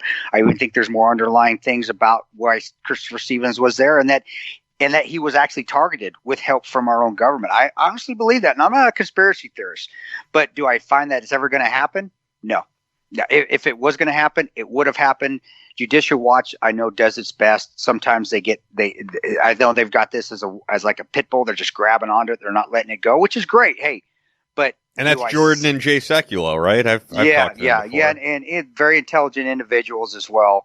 But do I ever see it happening? No, I don't. And like I've said it before, and I've said on many other interviews, and I'll say it again on this podcast, she will not get justice on this earth. Justice will come after, and I'm okay with that because I'm a very strong believer in God and faith, and sometimes you just gotta let God handle it. That's why, and that's how I let it go. That's why I don't get angry at it anymore. So, but if I'm wrong, I'd be more happy to say, hey, you know what, I'm wrong. You're right. Because if it happens, but I just don't see it, Ian. It would have happened by now. I agree with you. I'm in agreement on that. This one is from Christy Statham. I feel like we've already sort of gotten into it, but I'm going to ask it anyway.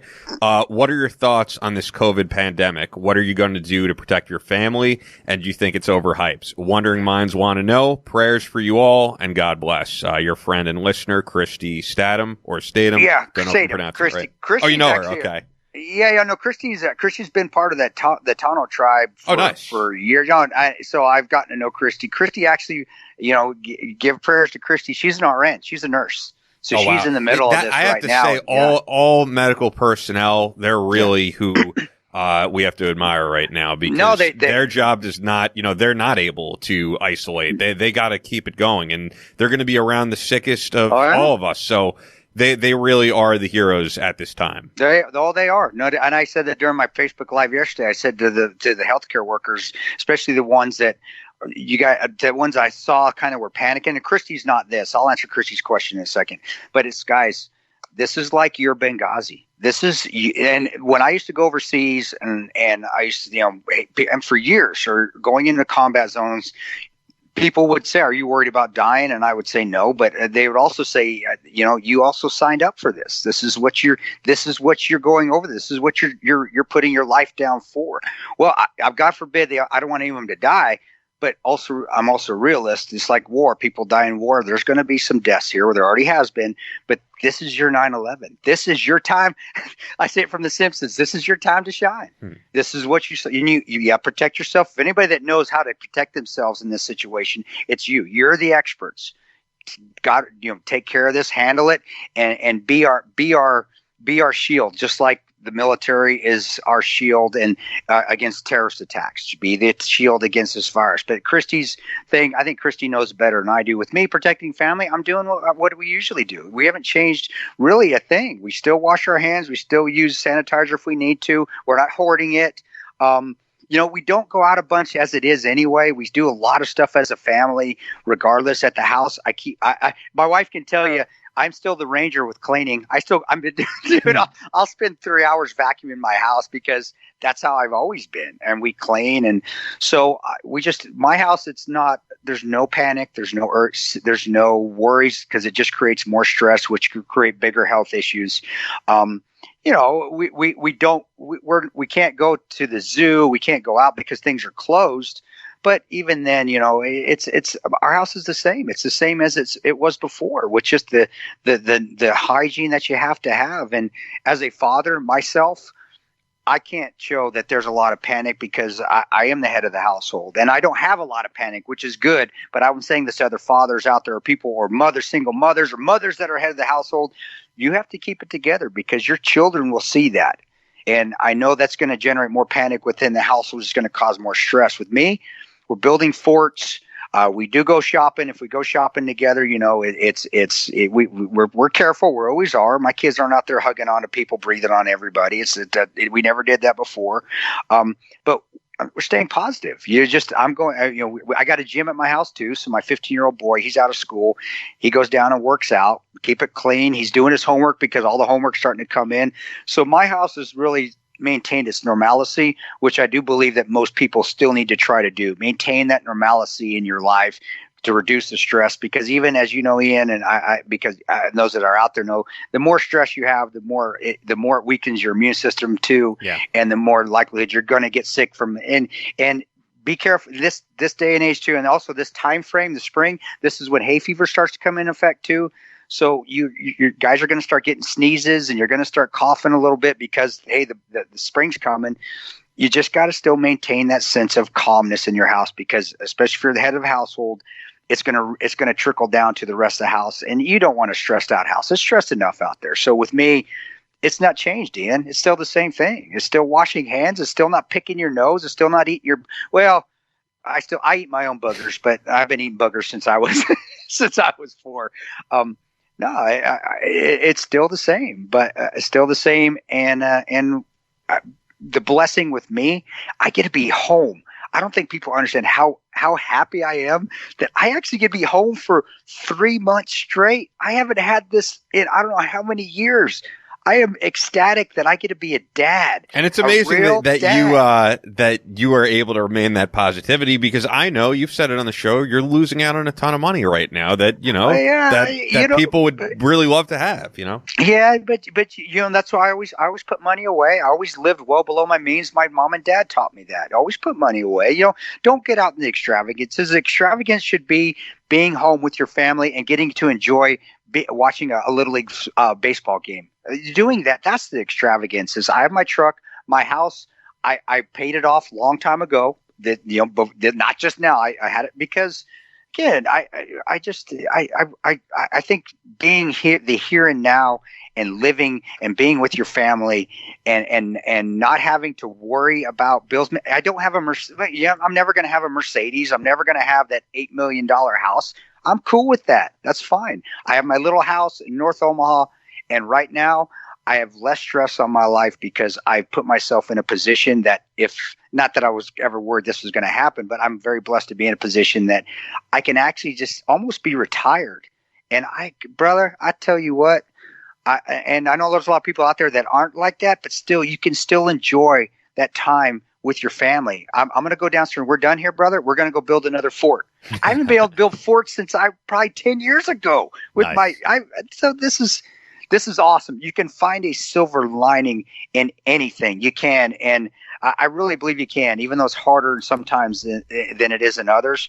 But you do have to find that positivity. But then again, on a healthier side, just a physical side, it lessens the stress, which also keeps your immune system very, very strong. Stress will just crush your immune system. Yeah, and getting enough sleep. It's been nice the past few days not having to set an alarm. Isn't it awesome? I got to take a nap. Yeah. I took a nap yesterday. Holy shit, I've been able to take a nap. I don't know in how long. I'll throw this out here just as, if because I really feel like I went over this already. I don't have any more of an answer for this question for myself. But I guess one other health tip that is not being mentioned beyond the washing hands and all that good stuff. I actually first heard Michael Savage talk about this, and of the guys in talk radio, Michael Savage is the only one with a medical background. So I started looking it up, and you're seeing it everywhere. Like if I just Google ibuprofen, you're seeing stuff from the New York Times, BBC, The Hill, Science Alert, New York Post, Jerusalem Post. It's just worldwide at this point. There's dispute on it, but I'm going to err on the side of caution. Do not take ibuprofen. I actually had a pretty bad migraine last night, and I normally would have popped in some Motrin. But from what I'm hearing, and there's dispute on it, there's some younger children who did contract the coronavirus who are taking ibuprofen, like most of us would be, and it prolonged the duration. So unfortunately, it sounds like you're going to have to tough it out. And I don't have any other, I get migraines occasionally. That's all it is for me. But I've been avoiding taking it because of that. Brother, I can't take ibuprofen because of my colitis. Ibuprofen does cause bleeding. It actually it doesn't allow cells to stop bleeding. And so with ulcerative colitis, I'm not allowed to take ibuprofen or I'll have a flare up. So I take Tylenol, which has acetaminophen in it. And that's if you have a headache, take the Tylenol. I don't know. That's what I was reading. I'm gonna get some Tylenol for those situations because that's not usually what I take. But I just figured I'd throw it out to the people out there. Good idea. And it may be misinformation. It may be wrong, but I'm just saying to err on the side of caution because I really don't know. I mean, I guess that's really it for me, and also how it's affected my life. As I think I said in the first segment, being a personal trainer, all gyms in New York are shut down. Are they all shut down over there in Nebraska at this point? Yeah, they are, and it just is what it is. I've been very blessed that fitness has been a part of my life since I was since I played football. So I have a good gym downstairs, so I'm still able to work out. Got great equipment, and I'm an avid runner. And you explained it from your end because you do, like I said, you do live in a more dense population. I don't, so I can get out and run. And I'm still kind of, even in North Omaha, I'm in neighborhoods, but I also have plenty of trees, and I still kind of out. Oh yeah, well, I mean, keep in mind, as I've said before on the show, I do not live in New York City. I live on. Oh, you live in Long Island. I'm sorry. Yeah, no. So I've seen the same exact thing. I live in Port Washington, where there's like a beautiful dock where I watch the sunset any day that I can, and I'm seeing more and more people on bikes out there, more and more people running. I've been bothering my dad for months to get his ass outside, and now he wanted to go outside for a walk with me today, but I had to record the show. So at some point this week, I'm going to do that. So I agree. There is a silver lining in it. Get out there, get on your bike, go for a run, whatever you enjoy, because you could do all that great stuff outside. Even if you do live in the city, I'm seeing people doing all that, so all that stuff is definitely important. But yeah, I'm not able to train people right now. It is what it is. Luckily, working for Blink Fitness, really good company, I'll say, and that they're still going to pay us, an average of what we usually get. That's awesome. Yeah, no, it's cool. A lot of companies are not doing that type of thing. So I'm happy that I work for a company that takes care of its employees. And, I'm new to this training thing. It's still hurting me in that I was building up this business. And, as this thing grows, I was going to be making more, but I'll get back to it. There's going to be plenty of people who are going to be fiending to go back into the gym by the time the month is over. And hopefully that's going to be the case, that the month will be over and that this stuff will reopen. And that's definitely what I'm hopeful for. I'm not trying to be doom and gloom or any of that. I'm trying to be realist. No, you're doing a good job, brother. But I'll be a realist along with you. My gut's telling me just prepare your guys self, maybe even all the way till Thanksgiving or Christmas. Just prepare and be like, oh shit, I'm not trying to scare you. Yeah, that'd be a long time. I know. I'm just being realistic with you. That's just it's a possibility. One thing in the military that we always get, and you've heard it from guys that have been in, people that hang around military personnel. You plan for the worst, you hope for the best. And really that's how I've always, since I was in the Rangers, that's how I've always been. It's not doom and gloom. You're just, hey, I'm prepared. Now I'm not a prepper. I don't have my basement full of toilet paper and Purell and milk. I mean, but you do prepare. Okay. But you can't worry about it. You can't just sit and worry and anticipate the worst. You just, okay, this could happen. I'm ready. If not, we'll figure it out. But if not, if I'm completely wrong and there's the end of it is like they say when things are supposed to get back to normal, which was April 15th or something like that. I don't know. I'm hearing different things from everywhere. Yeah, it's hard to know because I do agree with you. We're just going off of what we know in other countries. It's going to be different in this country, and we don't know. You know what I wanted your take on before we get out of here is. So I don't know if you've seen, Trump is basically proposing something that Andrew Yang was proposing as a long-term thing, the UBI, Universal Basic Income, but just as a temporary thing to help working people, working families, and giving them that $1,000 this month, maybe next month. I personally am all for it. I know some in our audience are going to say it's socialism, but this is a pretty crazy time. Yeah, I think you got to keep the economy going, guys. You can't if the economy completely crashes, then there will be no choice but socialism. And you don't want that.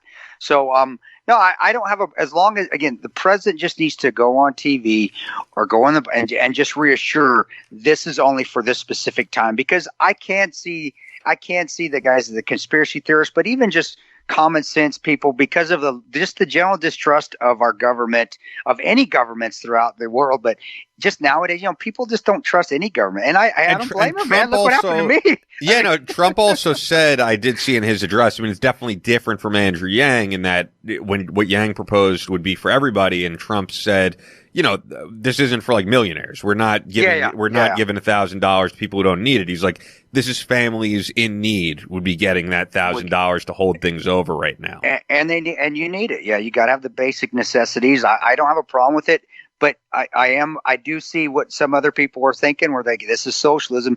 You don't want it where the government, and I can see this, because you don't want the government just being the lead into where now the government's taking control of income and this is what you're getting, because it does. I mean, it help me out, Ian, but I do, in all intents and purposes, this kind of is a socialism move. But in this time right now, you need it, but there's got to be an end state, and you got to stick to that end. Like, this is when it's going to end. Yeah. But I know there's conspiracy people out there right now thinking, man, this is just the lead into socialism. Trump's heading us to socialism. Well, damn it. Believe me, if that's the case, I'll be the first guy on the front lines fighting that son of a. I don't care. I don't care if it's Trump or not. But believe it or not, so I mean, I had like a little bit of a debate with Kate Hyde when you were on that episode. I was it was respectful. No one's gotten angry on this show in all 20 episodes, but no, I personally liked Andrew Yang on the $1,000 UBI thing. I mean, it's a much bigger discussion at large.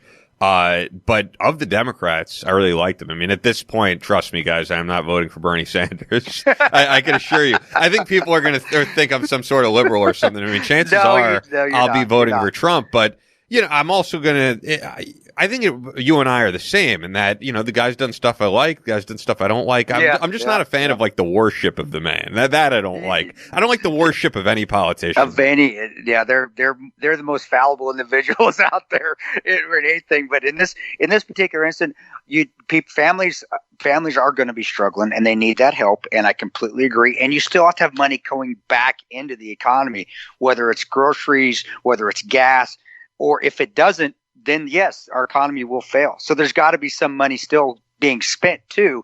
If nobody has any money to spend, obviously there's no money going back in to keep our economy going. So yeah, I'm okay with it, but there's got to be, there definitely has to be this is the date it's going to stop, this date, or then people start panicking about government taking control of everything and us going into socialism, which I know that I won't stand for that. But I don't see this bit right now, brother. I don't see it going. I don't see that nefarious action going on right now.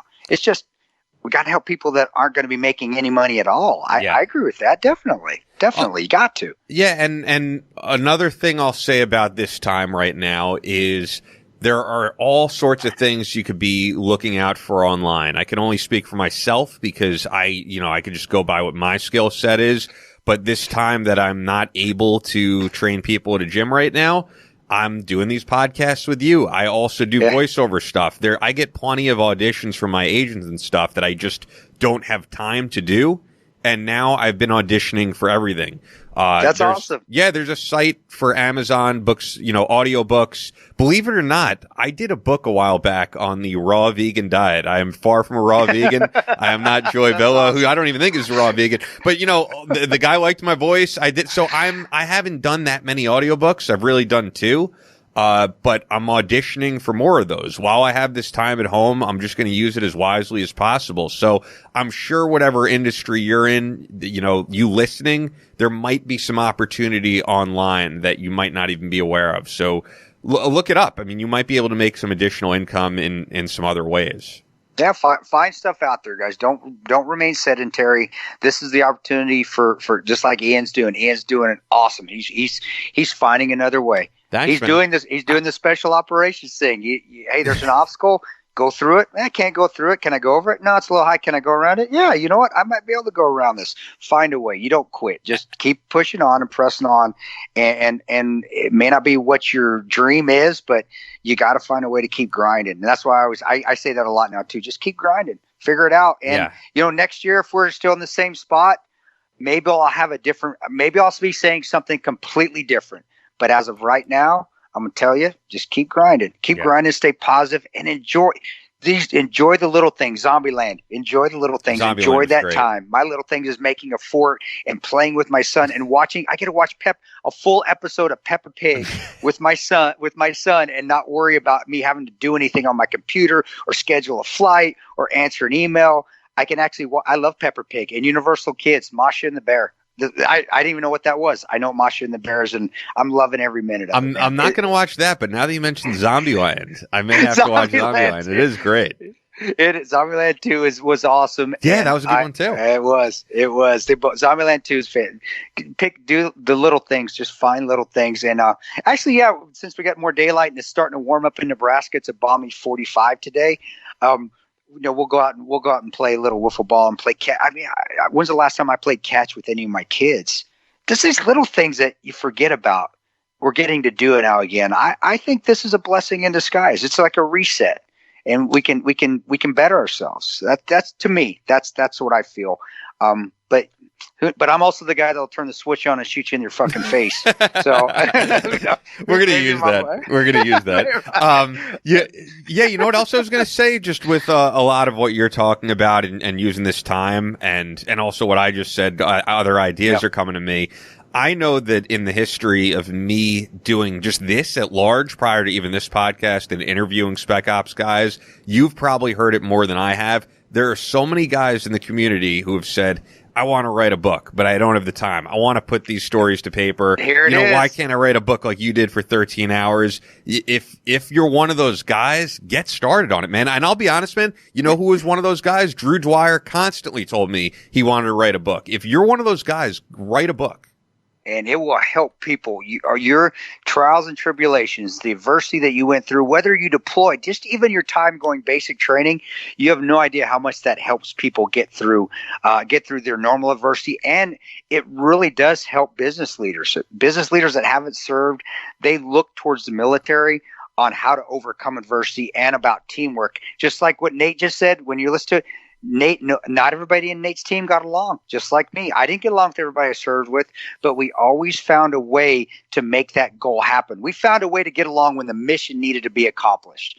And then when the mission was over, we went our different ways, but we always found a way to become a team, and we put our personal differences aside. That's the beauty that veterans have out there that could actually put it in a book that business leaders want to read about. How did you make this work when y'all hated each other? Well, this was how we did it. And business leaders learn from that. That's how I got into the speaking at corporations. They wanted to hear the story, but when I started to turn Benghazi into a lessons learned and Ranger School into a lessons learned, and my both stints going through basic training as lessons learned, and you should have seen the faces of everybody when it's the first time they saw me talk. Because some people come and see me a couple times, especially if I speak for various corporations. They'll come if they're allowed to again. When I say, you know what, me and Oz didn't like each other, their eyes just go, wow, like, what? You guys didn't like each other? But we still found a way to get the job done because we got along and we found a way to put our personal differences aside to accomplish the goal. And this is how we did it.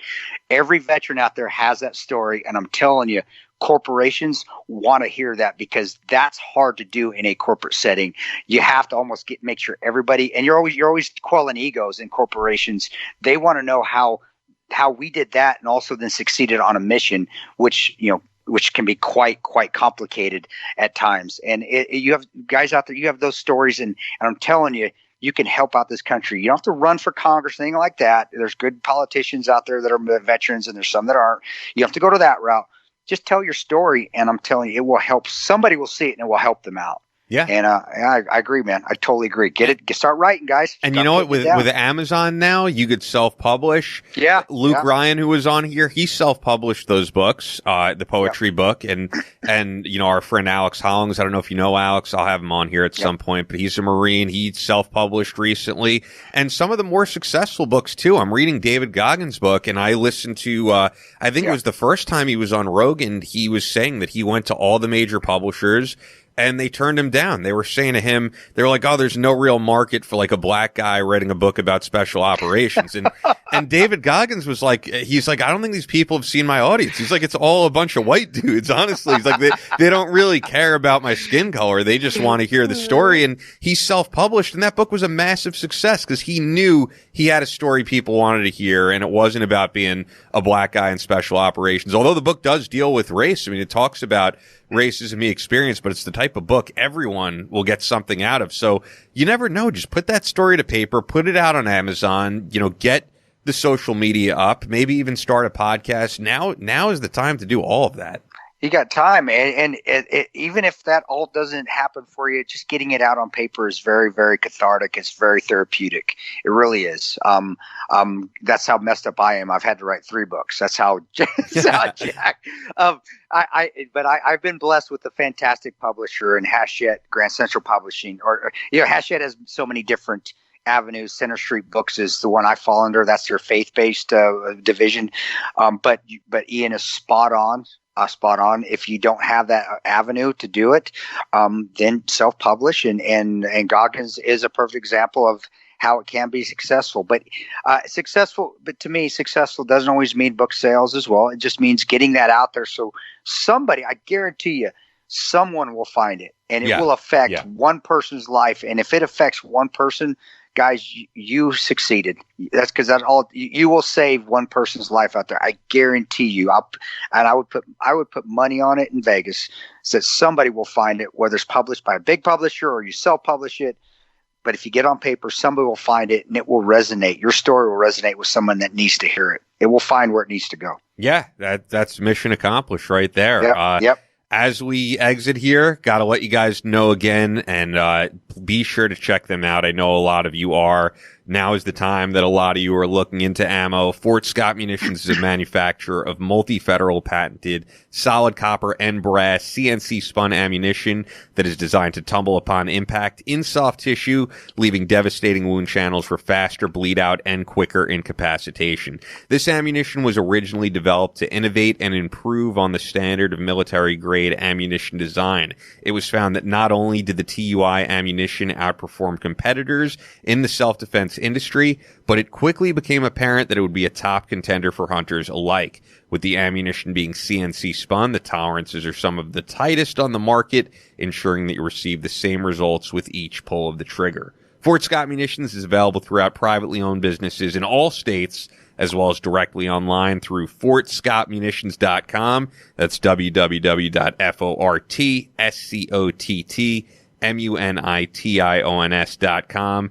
Use exclusive promo code Battleline for 15% off your order. Only available to listeners of the Battleline podcast. Fort Scott Munitions is a proud supporter of Chris Peranto, Battleline Tactical, and the Battleline podcast. Once again, you might have a longer waiting period at the moment for that. Yeah. But they're working hard, and they always are, and putting out great product. And be sure to follow them on Instagram too. They're doing, I don't know if they're doing them now, but a lot of the time they're doing giveaways and a lot of other cool stuff. Just check them out, guys. And Fort Scott makes great stuff. Small business that is pushing through this, and I know they're doing great, but they deserve it. They really do. They put a lot of hard work into it, just trying to break into the industry that is really heavy with big ammo companies that don't let the small guy in, and they found their niche, and now they're succeeding very, very well. Because really, because of the zombie apocalypse, you're gonna because of the zombie apocalypse, and people need ammunition to defend their teepee forts that they're building out there. So, but they're doing awesome. They're doing awesome. Yeah. So, definitely, and I do want to mention, Ian, if I got one time here about my Battleline tactical courses, guys. If the city will allow us in, we will have a Battleline tactical course, anything that's coming up. But if the city is shut down, I know I was supposed to have one this weekend in Las Vegas at the Pro Gun Club. Governor of Nevada basically closed down Nevada, and he also shut down non-essential businesses. Pro Gun Club, gun clubs are one of them. So I had to cancel the course. So if you're following Battleline tactical, you're following the training we have coming up. If a range allows us, or if the city allows us to come in, we will still have the courses. If they don't, we're going to adhere to what they say. We're not going to bucket if the state says we're not going to have any non-essential businesses going on right now. well, we respect the law. That's what we're going to do. And so just you got to pay attention to our Battleline Tactical. Just follow Battleline Tactical on our Facebook page, and we'll always be giving you updates on if a course is going to go or not. And but we're going to follow the guidelines of whatever state that we're going into, and we'll just go with it like that.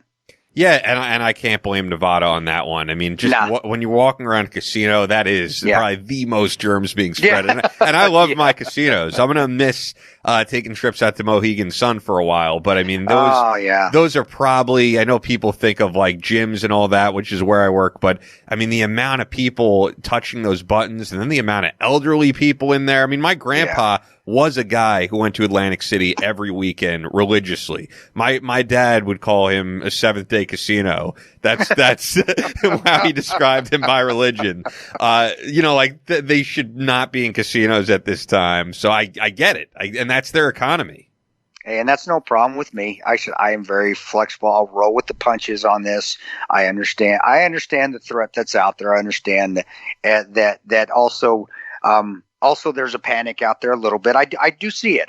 But again, the health concern is paramount. And why do I need to cause more stress? Oh, yeah, we're going to have this course. We're going to have it anyway. Screw you, Governor of Nevada. No, come on, man. That's the stupid. Imagine getting arrested just to do a tactical course, and you're like a political prisoner for firearms, right? That's like, no, I mean, that's silly. And you know what?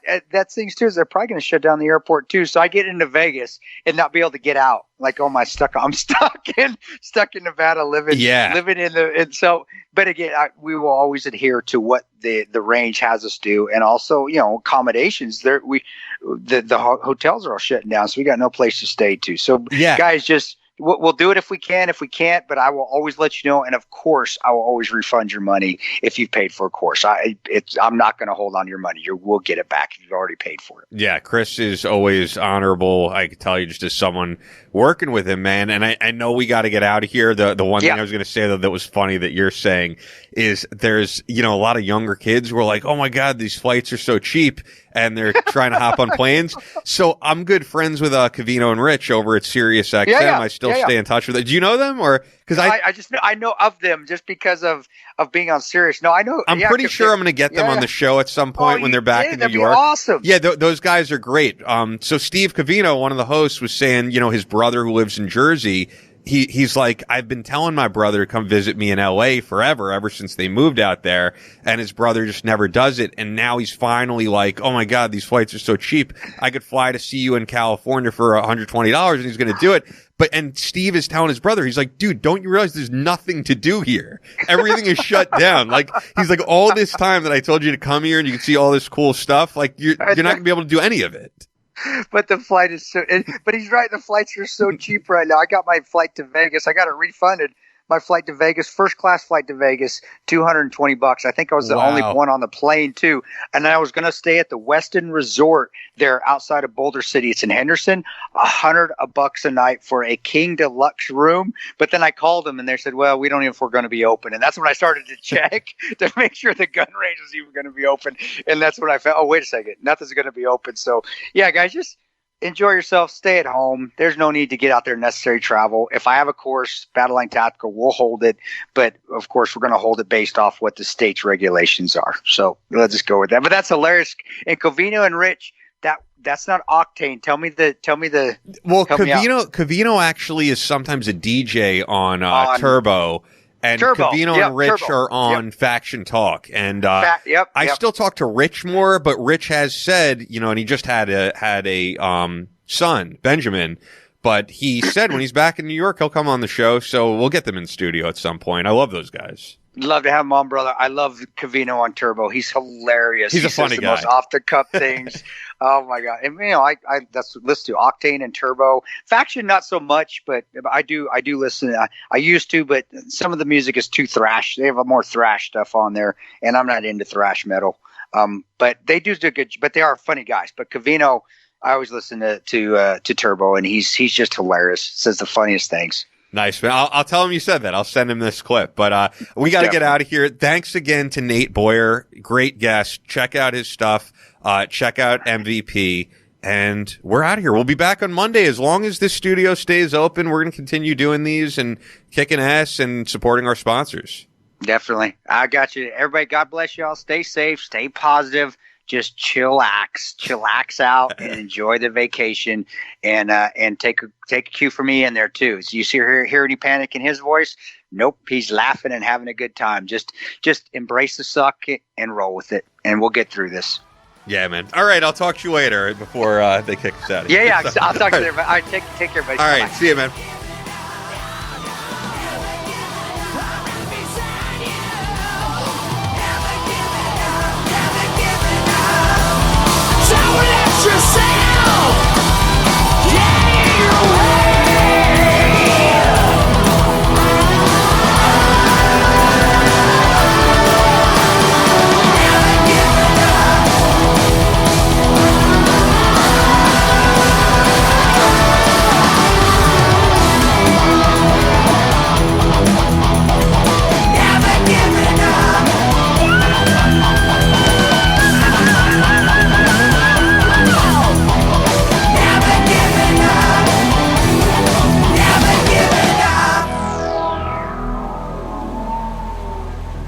That's all for this week's Battleline podcast, but we'll be back on Monday with more American Straight Talk, so make sure you're subscribed. And keep up with the show 24/7 on Facebook and Instagram at Battleline Podcast. Also on Twitter at Battleline Pod. As always, never quit.